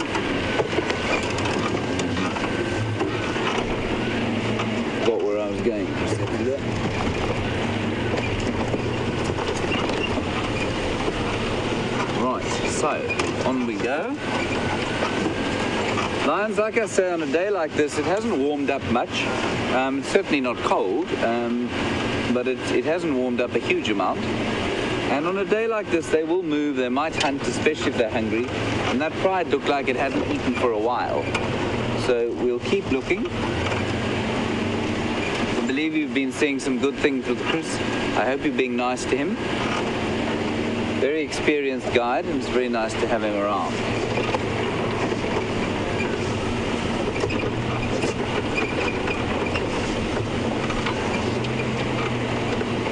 I'm not sure when this pride last ate. We haven't seen them for a few days. I know they were chasing an impala yesterday, but apparently missed it. You saw them chasing that kudu. I hope you saw it. I'm not sure. Andrew's not sure how much of it he got. It certainly gave me an enormous adrenaline surge.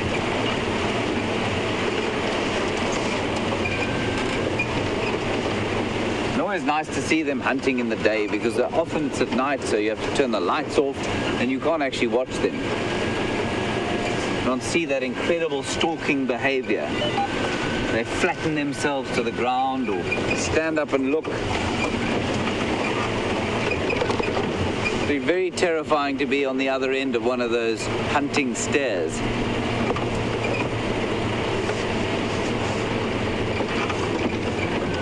So we think they were coming off in this direction here.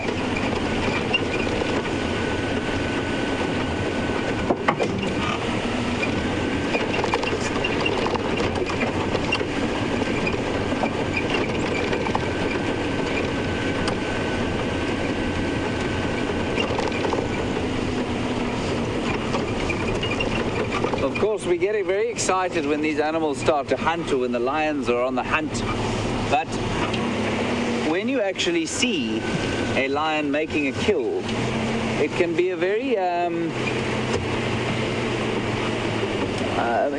bordering on traumatic.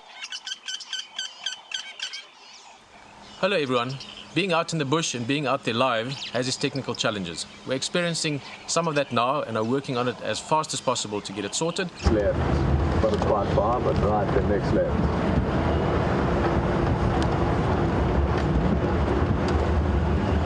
Welcome back, everyone. It's been a mixed morning. It started out with quite a bang, seemed to have quieted down a bit now. James is still out looking for those lions. We just had audio. Up ahead. Bear in mind, the human ear can hear lions up to 8 kilometers away. They can obviously hear each other a lot further. So the plan still stays. We are still going to keep driving until we find them, or not. There's no guarantees out here. It's dynamic. It keeps changing. And that's what makes it exciting. And that's the beauty of this concept of safari. Whether you're live via WildSafari Live or actually on the vehicle in Africa, it's the excitement of the chase, the anticipation of, are we going to see X and X? What's going to transpire? What's nature going to show us? And one should be grateful for every little creature that does come up. Just the privilege of being out here already is such a reward for us guides, presenters.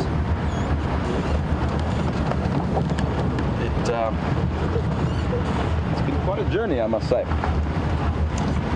Some of the readers who might tune in late, we've been chatting quite a bit about my career, my experience and so forth.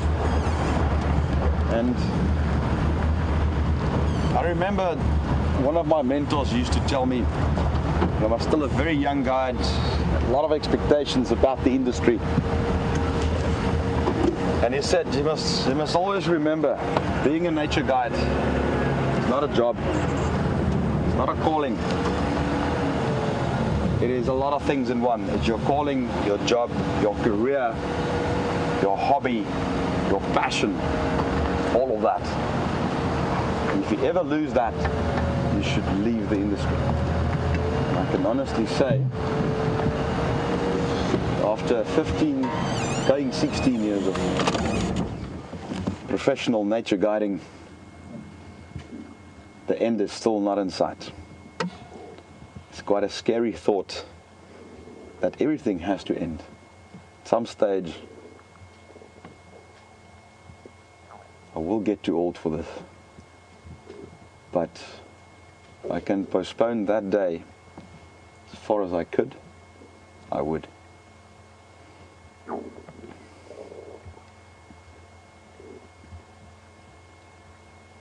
A couple of nyala again. Remember earlier we were still chatting about the nyala when the woodpecker interrupted us. Now, for those who have been on safari in other parts of Africa or looked at documentaries, nyala is an antelope mainly found in southern Africa, namely countries such as South Africa, eastern parts of Zimbabwe, Mozambique, and going into a small portion of Malawi. But essentially this is a southern African antelope, not really found up in East Africa.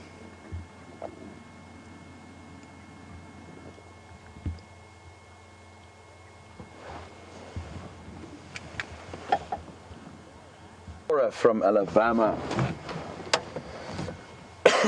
Laura wants to know whether we are allowed to interfere or assist if we see an injured baby animal, or I assume then any animal for that matter. Laura, basically with the management plan that's in place within the Greater Kruger region, the whole idea is to strive towards near natural conditions, and therefore we try and limit our interference. The general rule of thumb is that we do not interfere. We wish for nature to take its course, and an animal that's injured we therefore then leave alone. There is, however, some occasions where an interference is warranted. Now, the rule of thumb there, or the management mandate that the ecologists have here, is that if it's a condition that is man-induced, we will interfere. Let's say an animal's been run over by a car or something like that. Yes, in those cases they will interfere. Another occasion is if it's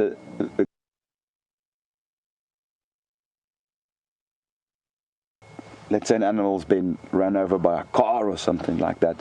Yes, in those cases they will interfere. Another occasion is if it's a critically endangered animal, something like a cheetah, for instance, or wild dogs, you know, the very, very endangered mammals that we have here. Interference are often warranted if that's the case. But generally speaking, I would go as far as to say probably with 95% of the species here that we do not interfere. It is sometimes very hard, especially when you have predators involved.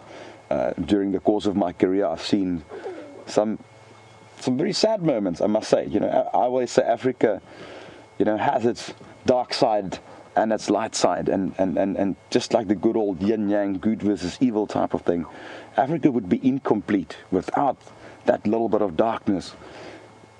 Predators do need to eat, so, you know, by interfering and trying to save, let's say, an injured impala or something like that, you might actually deprive a predator of a crucial meal. It's difficult to predict these things. You know, a lot of scientists go about it using what we call the butterfly effect. You know, when you step on the butterfly and thousands of years later you might actually have effect on evolution. And also, I don't want to go that deep, but yeah, we try and let nature take its course and sort out all the problems. Generally speaking, conditions that we deal with is usually animal with broken legs, wounds inflicted by predators. So it's all natural things, and it's not always pleasing to to observe, but there's a certain beauty in it. And don't get me wrong, the beauty that I'm referring to is the fact that it happens. It's all behavior, it's all the natural cycle and order of things. On that topic, we're going to continue again looking for the lions.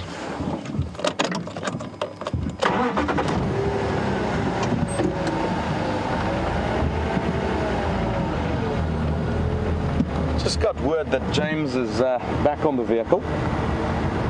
Still no luck with those lions, but I'm going to link towards James while we continue our search for the lions and basically anything else. And thank you for tuning. Over to James.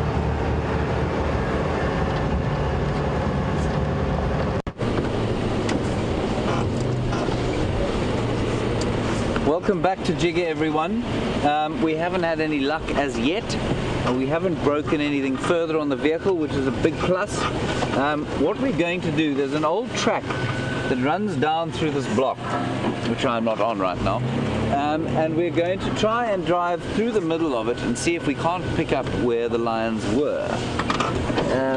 In the meantime, we'll try and tell you about a few other interesting things if we can find them, but there's no reason to leave the area because it's so great when the lions are on the reserve.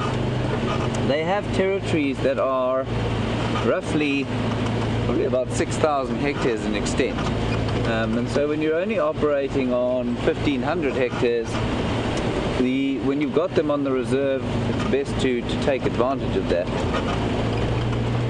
Like I was saying just before we lost you, I think I once saw a lion kill where a lionesses grabbed a wildebeest, and I've seen a few lion kills, but this one sticks in my mind. And they took him down, an old bull down on a sort of open clearing in the night. And everyone was tremendously excited, and there was a whole lot of noise as the lioness jumped onto his back, and one of them clamped her mouth around his nose to stop him breathing and stop him alarm calling, which would of course attract the hyenas. And eventually, as we pulled up to the sighting and the dust settled and the lions were sort of tearing into this hapless old bull, a silence descended over the vehicle completely. And I can only think, well, I mean, certainly I was unable to speak. There was something very primal, there's the track I'm looking for, there's something very primal and something very traumatic about seeing something have the life snuffed out of it. So I'm often not that sad when the lions miss. It's alright, once they're feeding it doesn't seem to make a difference, but to see that moment of death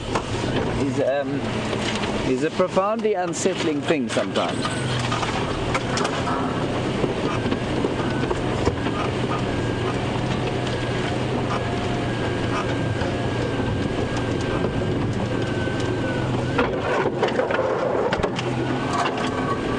Cloud is lifting slightly. I'm sure if you can see, or if you can see off there into the west, you can just see the Drakensberg Mountains. So it is warming up a bit, and these lions therefore might eventually decide to lie down and have a snooze.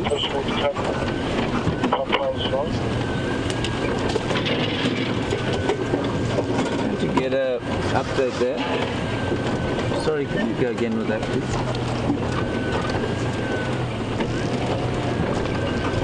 Come again? Can you go again with your last message? Lots of vultures checked in Torchwood, just south of Okay, copy. So, nothing that concerns us. Somebody's found some vultures circling. We often think that vultures circling means that there's been a death of some sort, but often it's the vultures, as the temperature warms like it has now, they start to take off because they can carry, the wind can carry them.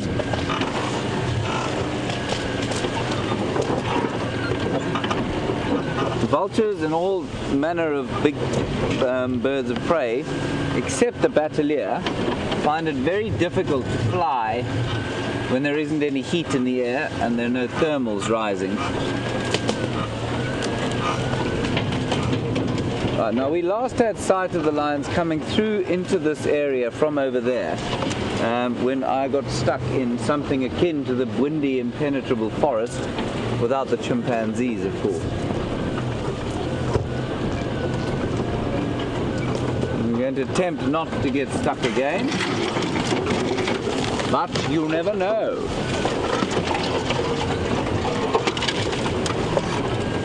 It's already starting to get fairly dense in here. It's a very large block.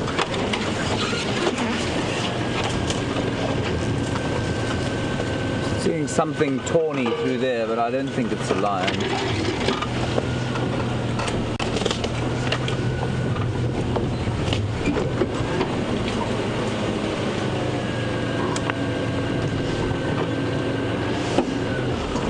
Rosie B, welcome to this morning bush bashing safari. You'd like to know if the rutting season is over. Good question. And while I've stalled, I think I'll have a little break and answer it for you. The rutting season is just about finished. The mating, the impala have probably all mated by now, probably in early May during the dark phase of the moon. And so the male's testosterone levels will start to drop and they'll become less offended by each other's presence, and they'll join up with other males and form their bachelor herds, and which will sort of move in loose sort of association with female nursery herds. And then come November the lambs will drop. It's a very special time, that.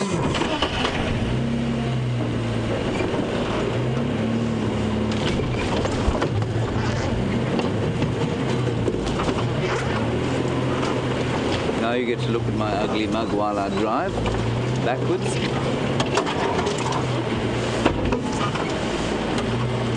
Right, let's go through here. Strong smells everywhere as we crush some of the vegetation, which is quite aromatic.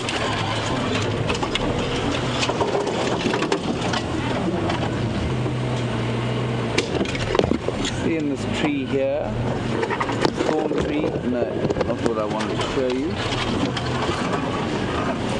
And there's the sun coming up, bathing us in a sort of golden autumn light. Quite a watery sunshine this morning.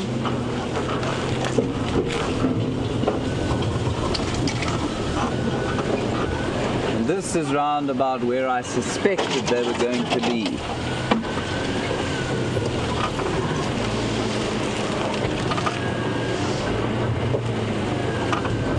We're going to go back to Chris. He seems to have found a whole lot of zebra, which will be quite fun. So we'll see you just now. We'll keep trying for the last.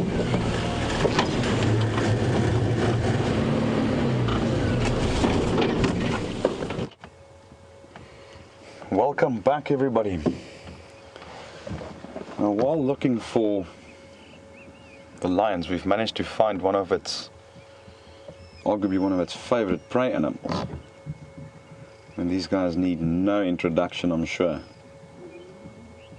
I've got a little question, trivia for our viewers. And this might have been a question that you might have heard before, but in a nutshell, I mean, we don't want to go too technical, but in a nutshell, what is the function of the stripes of a zebra? What is the main function of the stripes of a zebra? You can send your answer to questions at wildearth.tv or hashtag Safari Live on Twitter. What is the main function of the stripes of a zebra?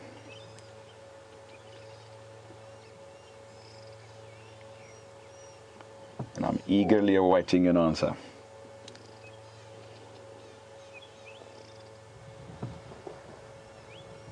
This particular part of the park is not known to be home to large numbers of zebra. The area where I'm currently spending my time, the central grasslands of the park towards the Mozambique border, is home to quite a dense population of zebra, since it's a very, very open,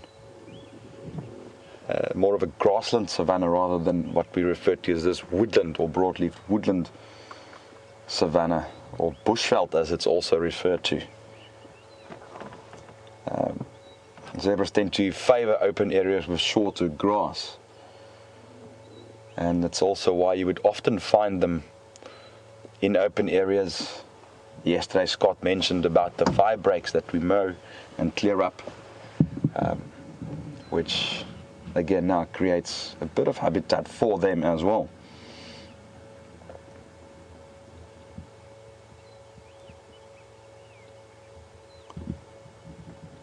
There appears to be a very typical group composition of zebra, which would be a stallion and his harem of anything from 2 to about 6 or 7 mares, and the offspring of them as well.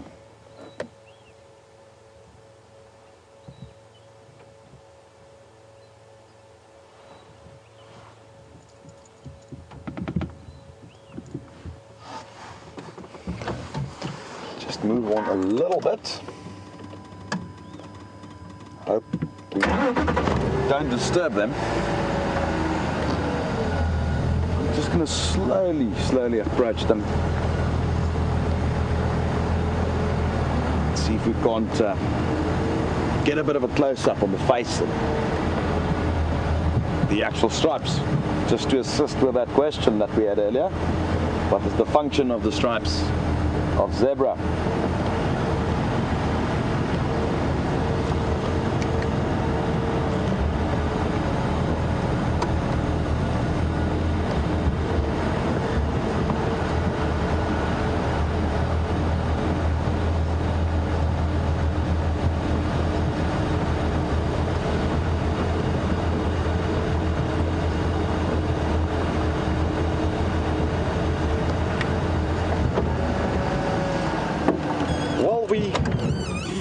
Seem to have an answer from Ray from Las Vegas regarding the stripes. Now Ray says the function of the stripes is to confuse predators, because predators will not know where one zebra will start and the next one will end when they are together in a dazzle. Fantastic, Ray. That is as perfect as I would have put it to any guest or viewer. I cannot even add anything to that. That is just absolutely perfect. It's a disruptive marking, so it's not camouflage. As you can see with the black and the white, it actually makes them stand out. Yet, if you look at those three standing together, it's exactly as Ray said, together in a dazzle, as we call it, the official collective noun for zebra.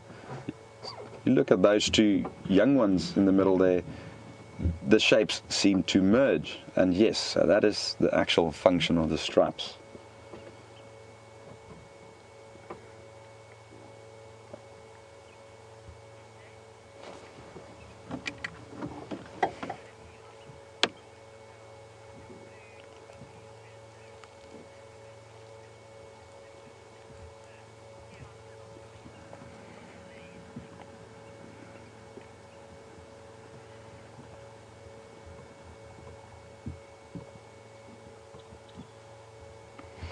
Yeah, there are a few other answers as well coming in.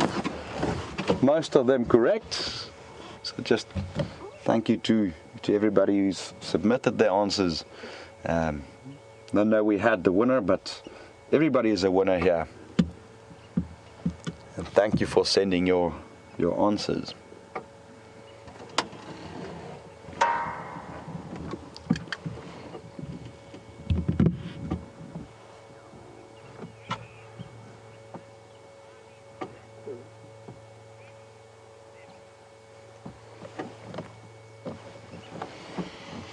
Hi, Dave. Dave submitted a question on Twitter asking whether these are Burchell's zebra or Grevy's. Dave, thank you for that question. That's actually something that we get asked quite a lot. This is the Burchell's or Plains zebra, which is the only zebra found in this part of the world.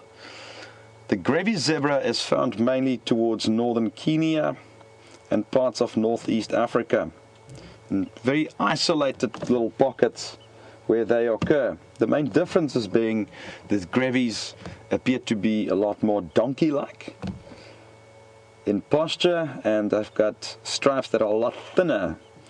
Hundreds of small, thin little white and black stripes, not as broad as that of the Burchell's. The only other species of zebra that is found is the mountain zebra, of which there's two varieties: the Hartmann's mountain zebra found in northern Namibia and southern Angola, and then proudly South African, our own Cape mountain zebra, which is found in parts of the Western Cape province, and which is a zebra that is only found in South Africa.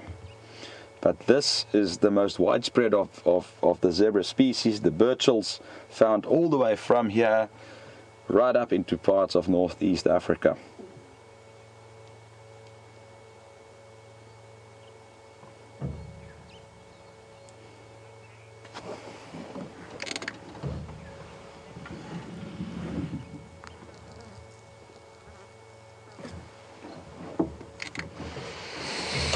Right, so what I think we should do is let's edge even closer to those guys. They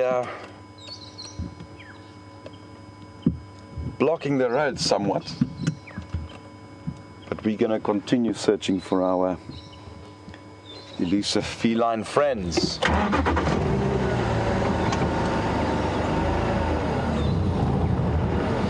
even in Africa we have a zebra crossing.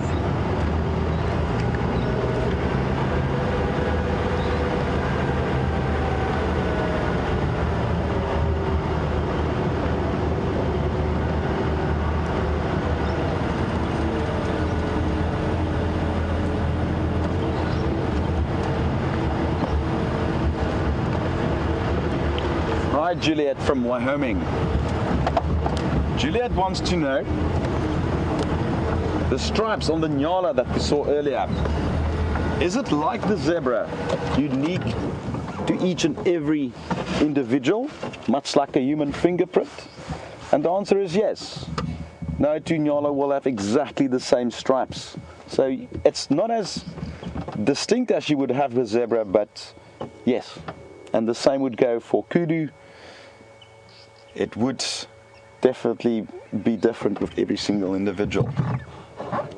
Scott, this is quite a sizable herd of zebra for this part of the world, I must say. It is indeed.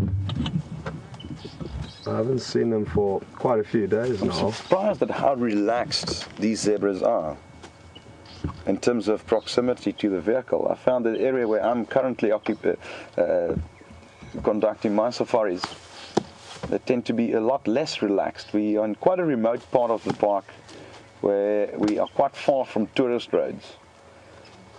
And the zebras in that particular region will never allow us this close to them with the vehicle. So for me, this is quite a treat to just be able to be this close to. And as a person who have my own horses back home, I can, even after all these years, sit and watch zebra. I mean, I often ask myself, you know, even after having studied all of this, I mean, it still baffles me. Why? We know why. Why the stripes? I mean, why does no other horse worldwide have that, and it's only zebra?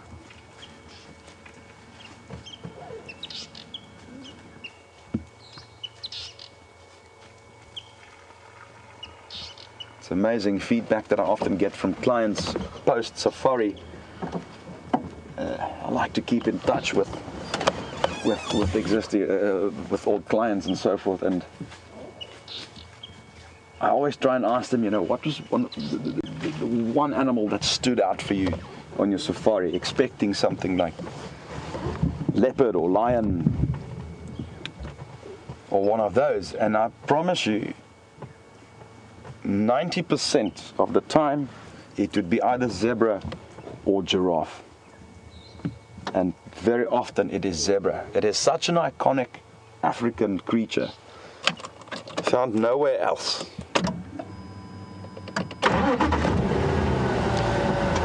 Just slowly push through them.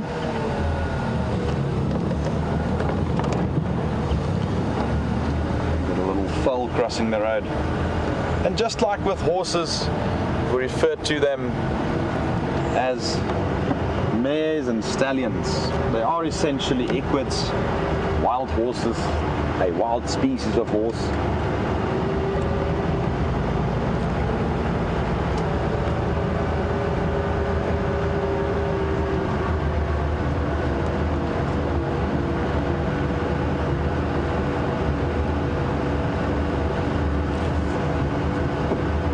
Welcome, Georgie from Australia, who would like to know, she noted that one of the zebras does not have as much or as many stripes on its front legs. Is that normal, and how often do you see that? Georgie, it is fairly common, just like with humans. Some people will have darker hair, some people will have more hair, some people will, you know, there'll be variances, and that's all natural. It's just like fingerprints. No two zebras are the same. It is fairly common, and it is not something unusual for us to be alarmed about, genetically speaking, or something like that. It's just purely variance within the species, genetic variance, and genetic variance is always a good thing, as long as the general blueprint of the animal stays the same. We're going to slowly but surely move on and try and locate those lions, or perhaps the leopard.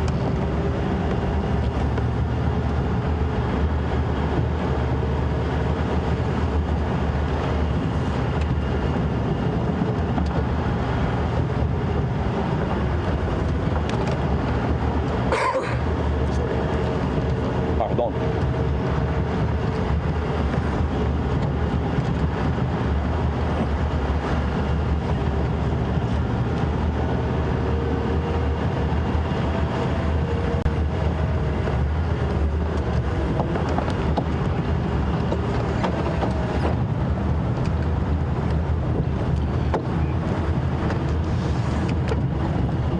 James is back.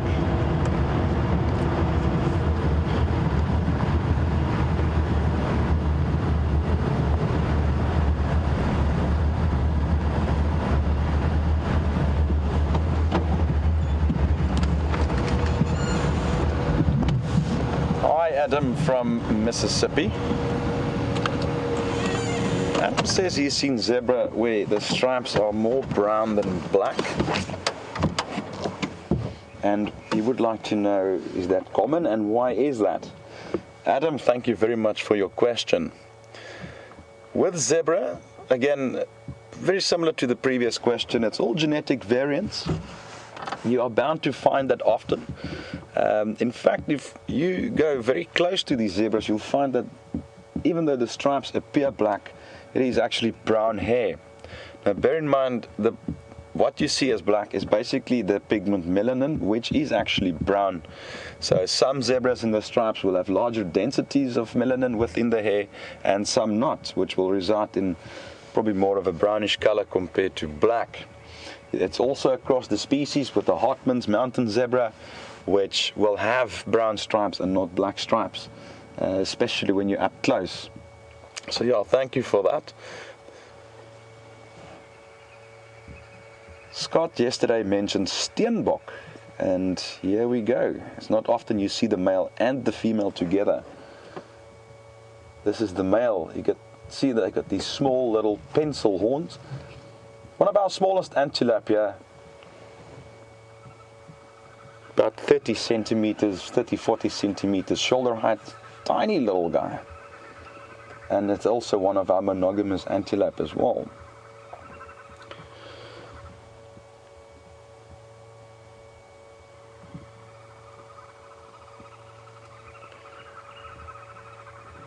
The reason that these smaller antelope are often monogamous and pair up for life lies in, firstly, their size, and secondly,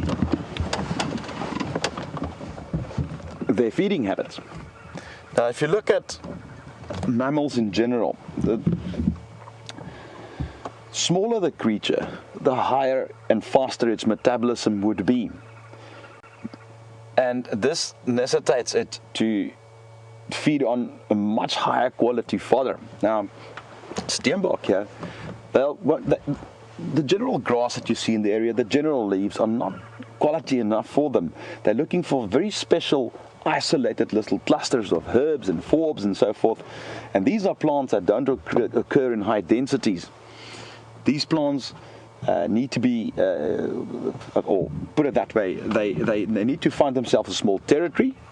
And you can imagine if there was 20 or 30 of them around in the same space and they find these one little forb or herb, there's not going to be enough food for all of them.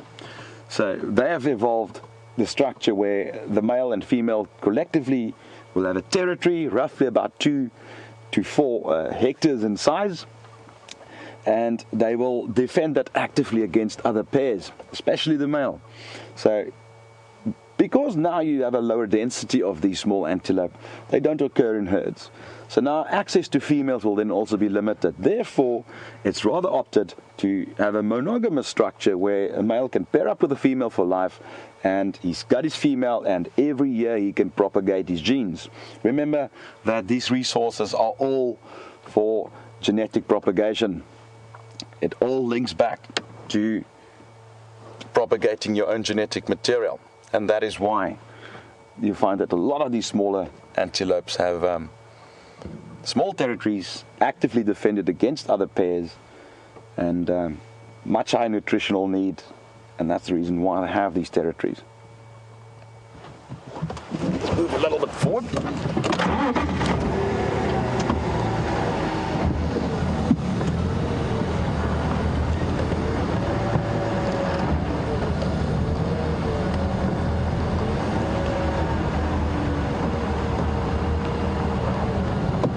Nice view on that steenbok there, Scotty.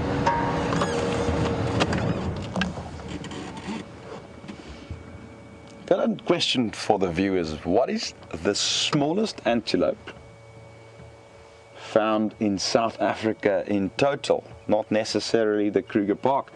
A little bit of a hint there that I gave away. See if anybody can come up with the smallest antelope in South Africa. The steenbok are right up there, but it's not the smallest. Potentially the smallest in this region. Not sure if you see grysbok here, Scott. No. It's more towards the east, so this would make it pretty much the smallest antelope for this particular. He's courting her. Gentle touch with the front hoof on the flanks. It's a very typical antelope courtship method. Even though they are monogamous, there is still courtship involved.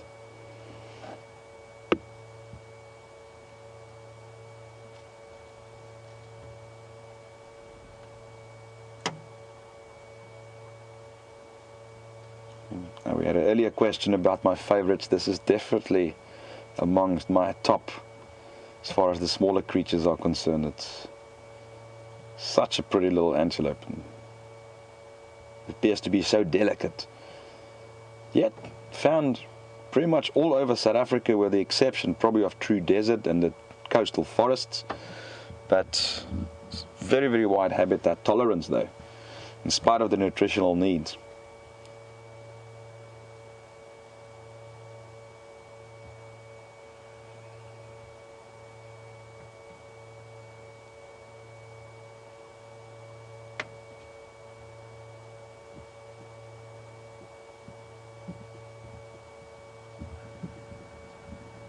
Wow, it's amazing. People look at Africa and there's always this mindset of the big five and lion and leopard, and you know, I always compare it to eating a cake. This might sound funny, but You know, a cake consists out of the sponge. You've got the inner, you obviously got the outer, the icing, and then the cherry on top. Now, I'm sure the chef who baked that cake would like you to eat the whole cake as a whole, and not just the cherry or the icing. And that's how I look at safari as well. Yes, we've got very dramatic animals in the big five and so forth, but if one is too focused on them and overlook this absolute treasure that's out there, just look at these guys, for instance. I mean, then you're not experiencing the cake for what it is.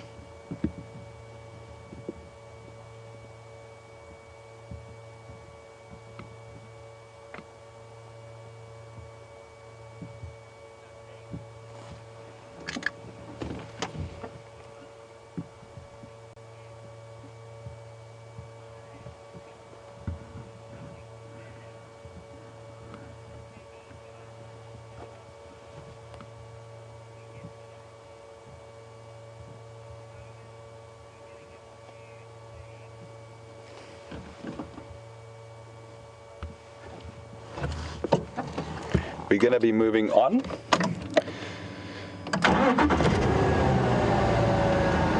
And leave these two lovebirds.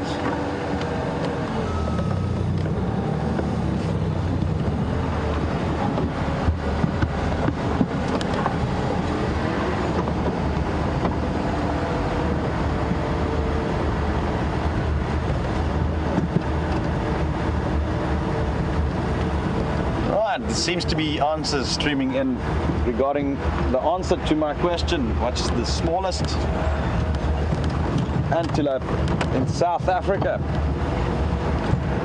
And congratulations to George from Florida, who submitted the first correct answer.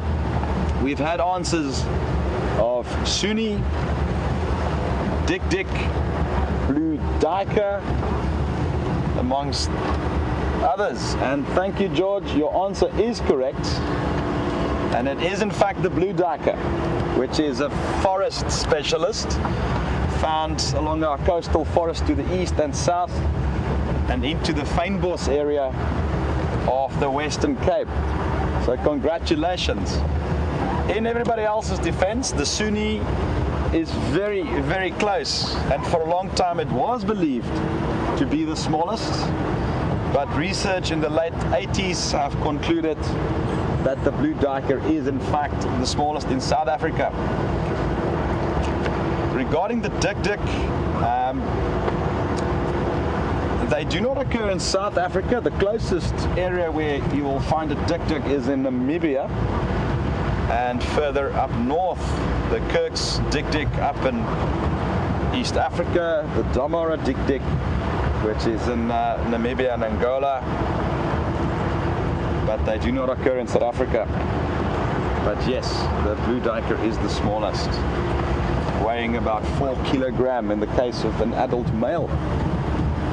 Tiny, talking this big. But you will confuse it with a rabbit if you see it.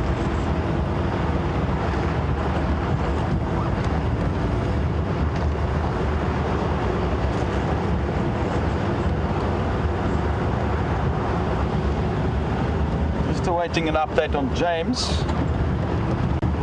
Seems to be still searching for any sign of the lion there. Been on and off the vehicle with no joy, unfortunately. Just makes it so much more special, the fact that we did have the lions in the morning.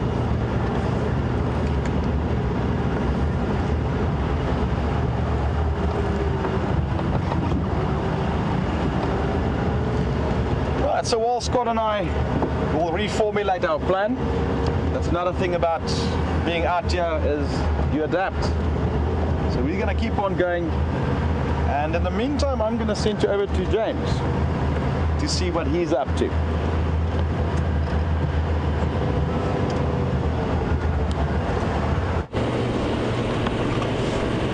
Welcome back everyone to Jiga's morning safari and bush bashing experience. We have failed to find the lions. I did go off on foot to see if I could find them, but unfortunately I didn't see anything. I can only apologize to those of you who've just joined us. We had a wonderful sighting of the Nkuhuma Pride earlier this morning, chasing a kudu, and also one of the Matimba males this morning. Now the reason we've come to this dam where we are now, it's called Twin Dams. I'm not sure where its twin is, but Twin Dams, apparently there was somebody had heard a lion from some way off, and we've also come across a game drive, which is not ideal. Anyway, just say hi to them quickly. Good morning. Good morning. How are you? Where's our leopard? Just under your car, actually. Look careful. Somebody said they heard lions calling here. You didn't hear anything in the area? Not since we've been here. Okay. It was Andrew while he was down. Okay. All right. Yes. Hello. Oh, good heavens. How are you? Good, how are you? Yes, full of joy. We're on live streaming at the moment, so it won't stop to chat, but we'll catch up. That's amazing. That's a friend of mine, who I didn't know was here. Astonishing.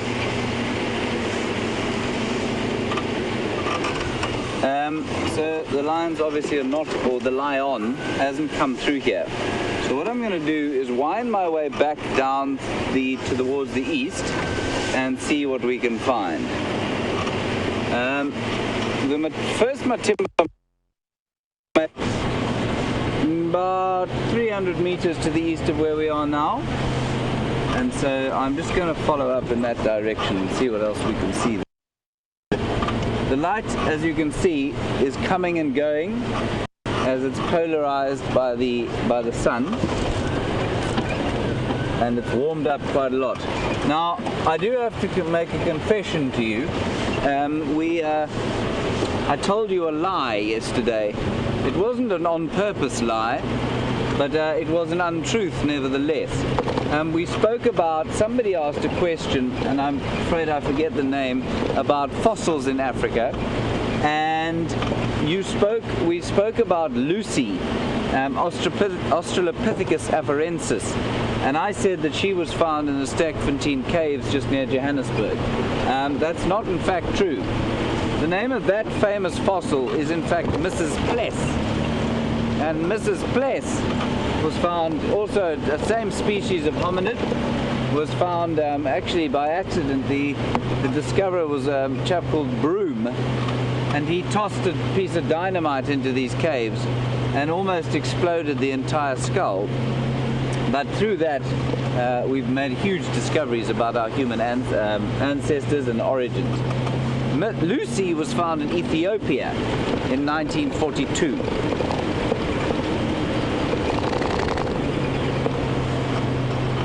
So I'm sorry about that.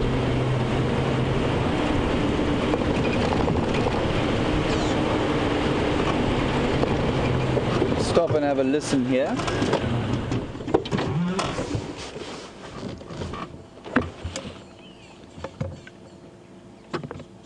It's a very common bird calling now. Alarm calling. There, Andrew, he's on the bottom of that acacia there. That's a really nice sighting of them. You don't often see them quite so well. I hope you got a view of him. He's just below there. Can you still see him, Andrew? It's just in the grass. Just in the grass. That is, of course, the rattling cisticola.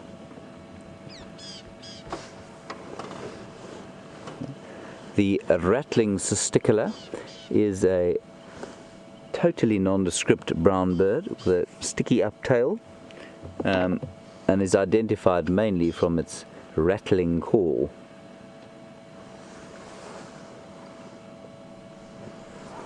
Very unusual to be able to catch them on camera because they fly off quite fast.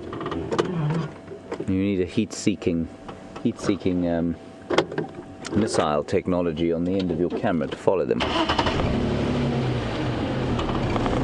They're great if you're tracking the rattling cisticola because they will alarm call at all predators. So sometimes you might find that it's found a sparrowhawk sitting in a tree, you might find it's found a boomslang or tree snake, and you might find that it's found 25 lions. In this case there were not 25 lions.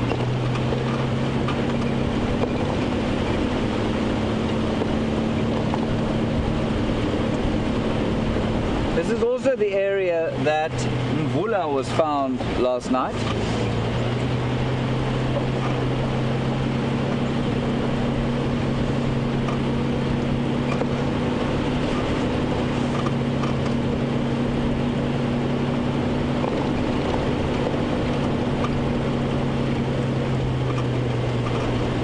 D on Twitter from Ohio, welcome to the last of the morning game drive.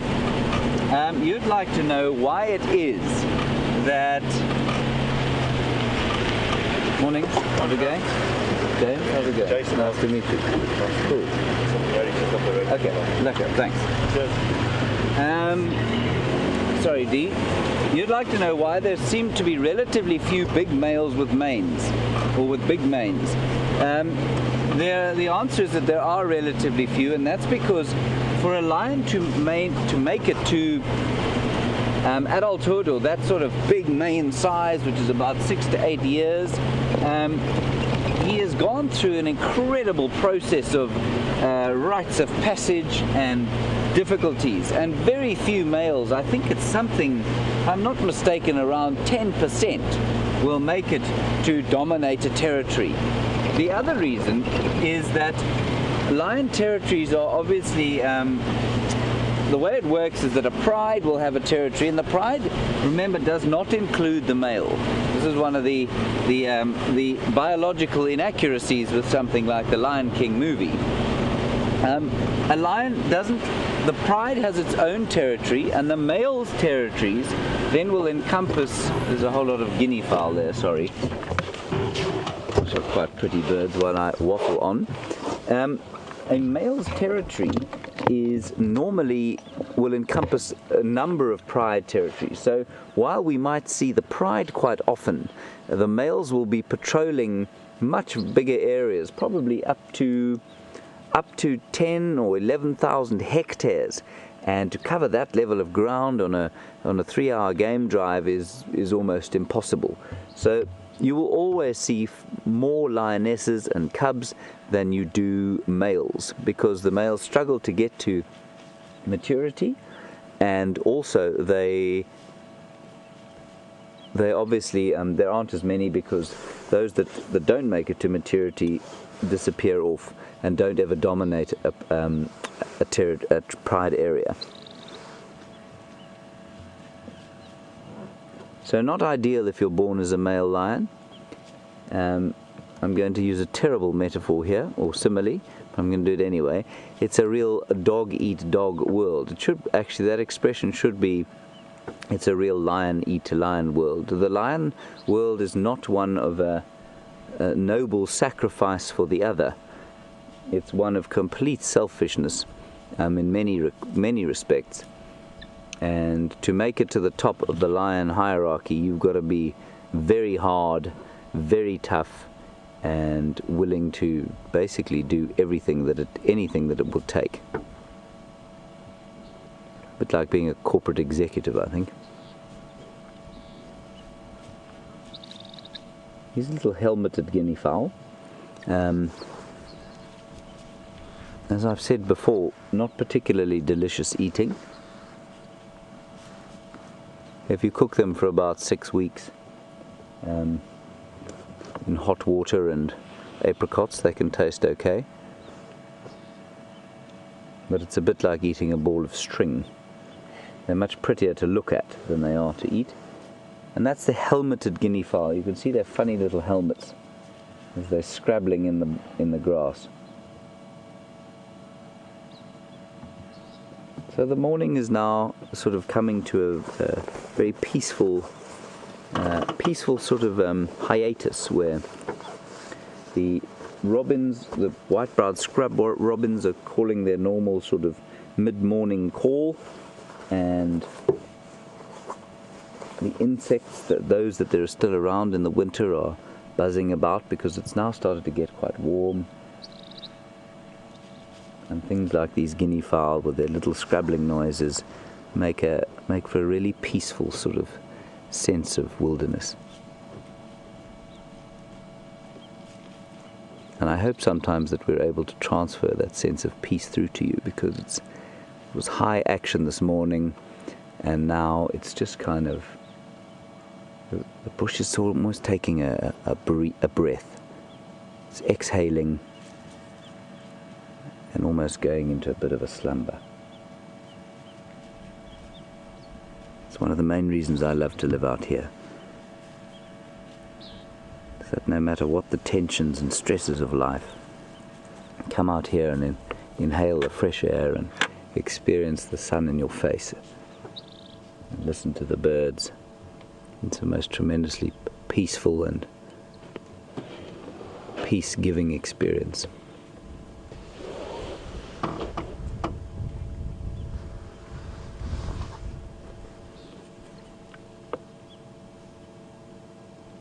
And that's why so many people are drawn to Africa to come and visit us and come and see us so often, and why so many of us, despite the troubles that many of the countries in Africa experience, why so many of us stay here and love it and encourage people to come and visit.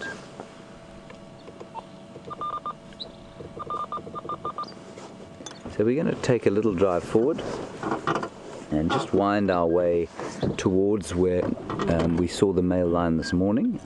I know he's not there anymore, but it might be quite interesting to see if his brother's tracks haven't popped out, and if they haven't, if Mvula's tracks have popped out.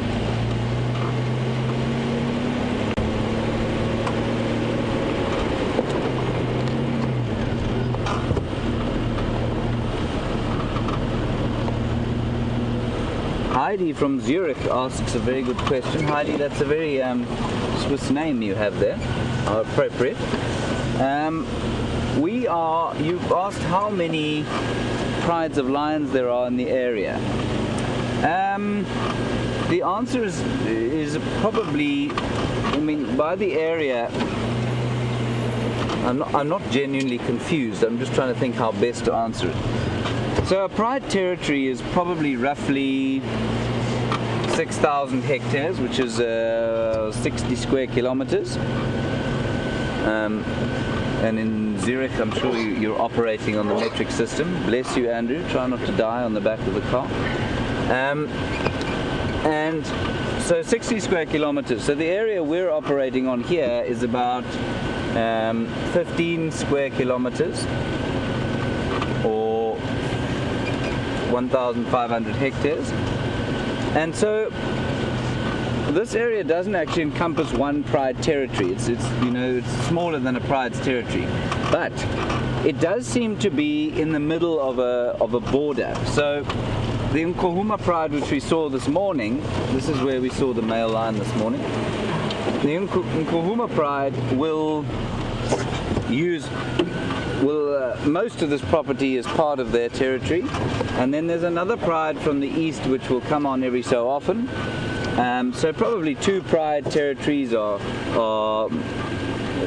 overlap on Djuma, which is where we are now, and then you'll get the dominant males, which will roam way further than that, and they probably dominate 2 or 3 different prides, and those, as far as I understand it, are the Matimba males, and then further to the south the Majingelana males and a couple of others, and there are a few youngsters, I think, called the Styx males, which come in. So it's not easy to say exactly how many prides there are. It's always in a constant state of flux. But the most obvious thing to say to you is that Djuma, the 1,500 hectares we operate on, there is a border between 2 prides, so we see mainly 2 prides of lions.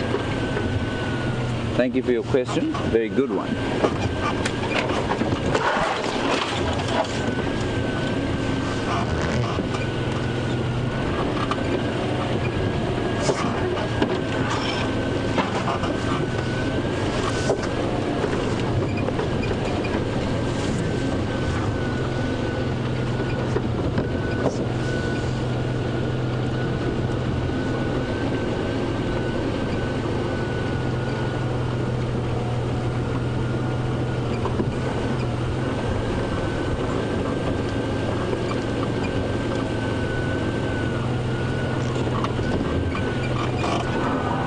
have a question from Craig in Bonnie, Scotland, but apparently his surname could well be South African. So tell us where you're originally from, Craig. But Craig is currently in Scotland, and if he is a South African, it's no wonder he's staring longingly at the computer screen. You want to know what the closest encounter I've ever had with a leopard or lion is. Craig, I had a leopard on the front of my car bonnet once. It was being chased by wild dogs, and that was a fairly terrifying affair for me. But it ended okay. The lion jumped off, at least the leopard jumped off and ran away eventually without mauling any of my guests or me. And with a lion, I haven't had many close encounters with lions. I've seen plenty of them on foot, but I have never had to stand down a very major lion charge. I think possibly because I've been very careful when I've been on foot around them. Let's stop here. Just have a look at that hole there, Andrew. And so I've had lions certainly growl at me and certainly give the vehicle the odd charge, and maybe on foot the odd sort of step forward and grunt, but nothing too heavy.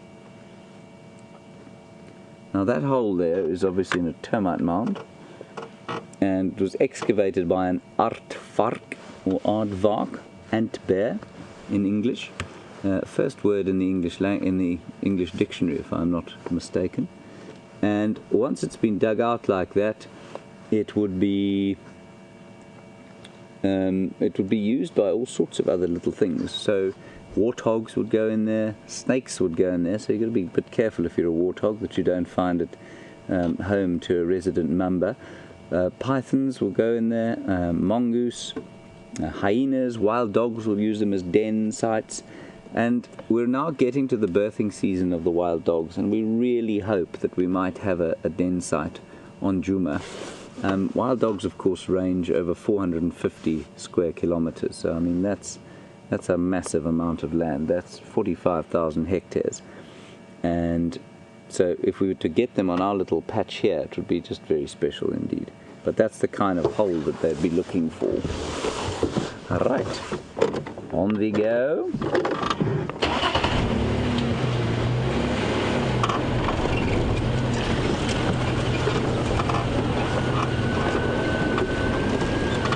Right, and while we look at empty holes, Chris and Scott seem to have found some of the actual pigs, so we'll cross and see them now. I'll continue looking for the leopard.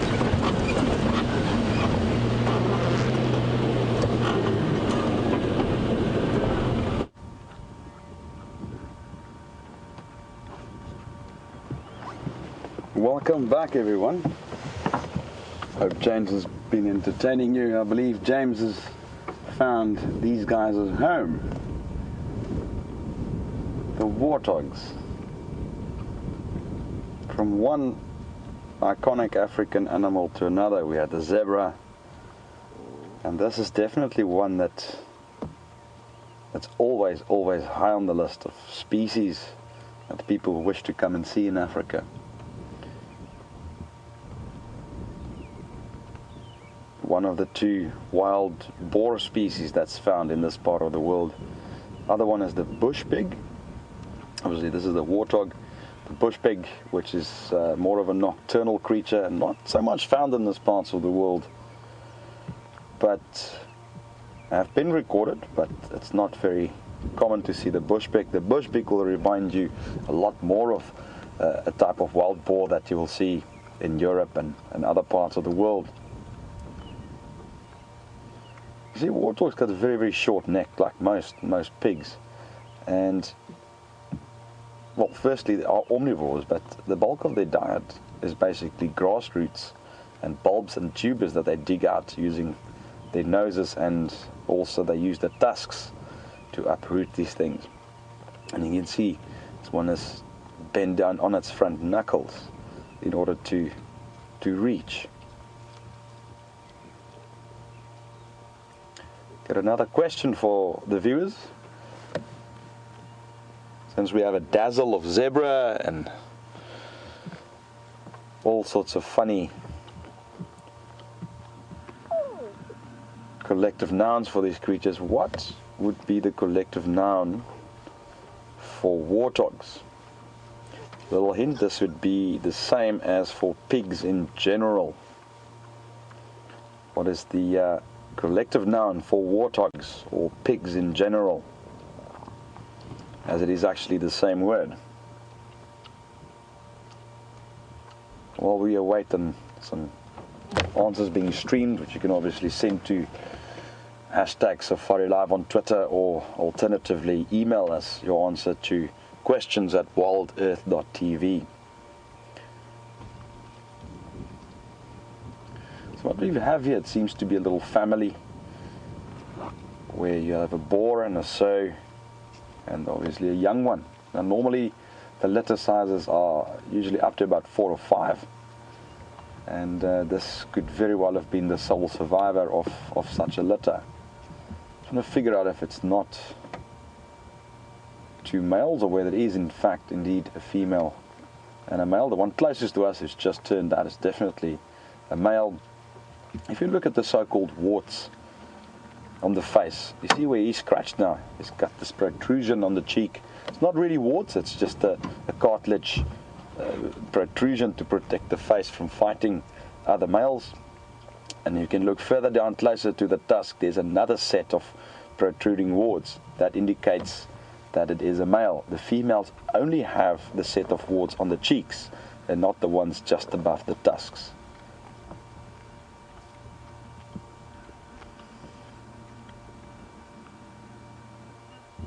These tusks do look quite formidable, but it is not a weapon. It's mainly used as a digging tool. The ones in the bottom jaw, which is usually not visible unless it opens its mouth, they grind against the upper tusks, and that keeps them razor sharp, and that's the ones that potential predators need to be wary of. I've seen even leopard and lion put to flight by an aggressive warthog.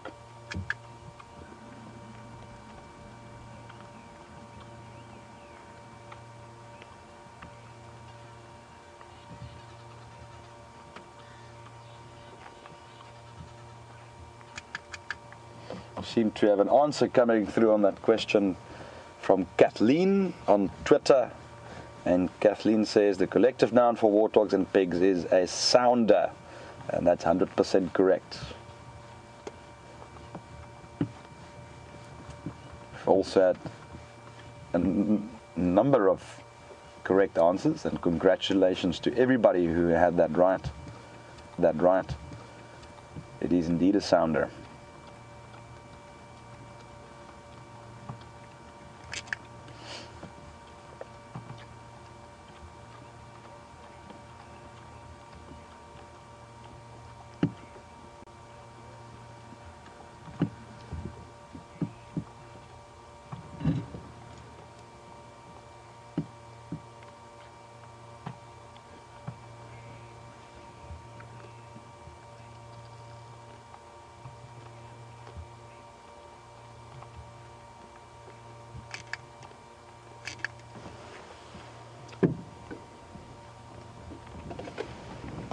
Now, warthogs are quite widespread in sub-Saharan Africa, found all the way from South Africa northwards, ranging into even parts of North Africa, West Africa.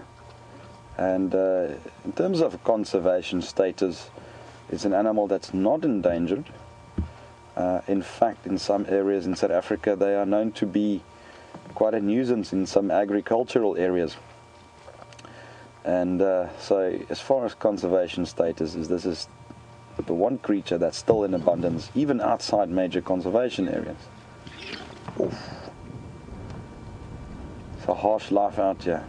He's obviously found a very, very tasty little piece of grass or tuber of some sort and just chased her off there now. Actually, she chased him off. If you look at the female on the right, see she's got these white beards, which is absent usually with adult males. and you'll find that the juveniles and the females have those white beards, yet the adult males don't.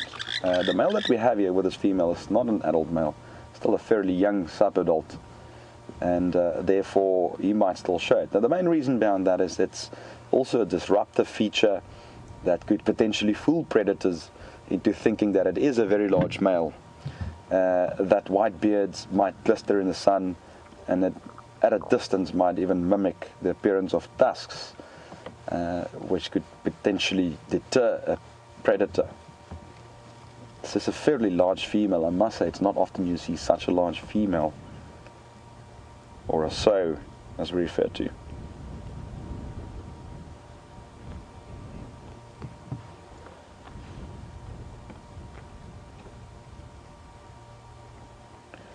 Well, seems like our time is slowly but surely running out. I just want to take this opportunity to first of all thank all my ex-colleagues Scott and Brent, who's not with us today. He'll be back soon.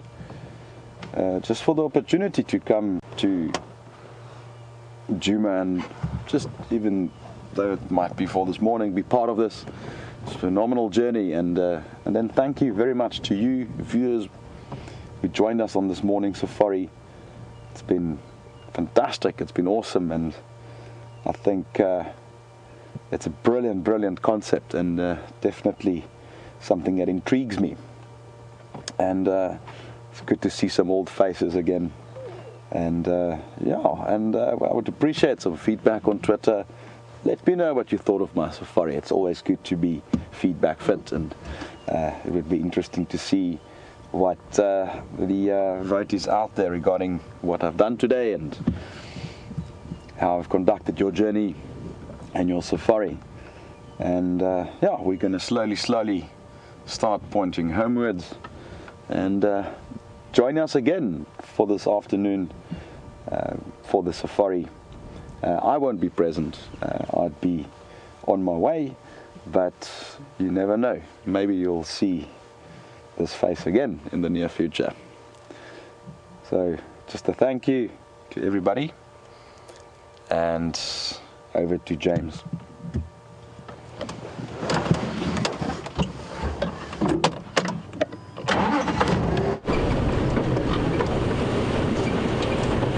Welcome back to Jiggy, everybody, as we close off the morning game drive.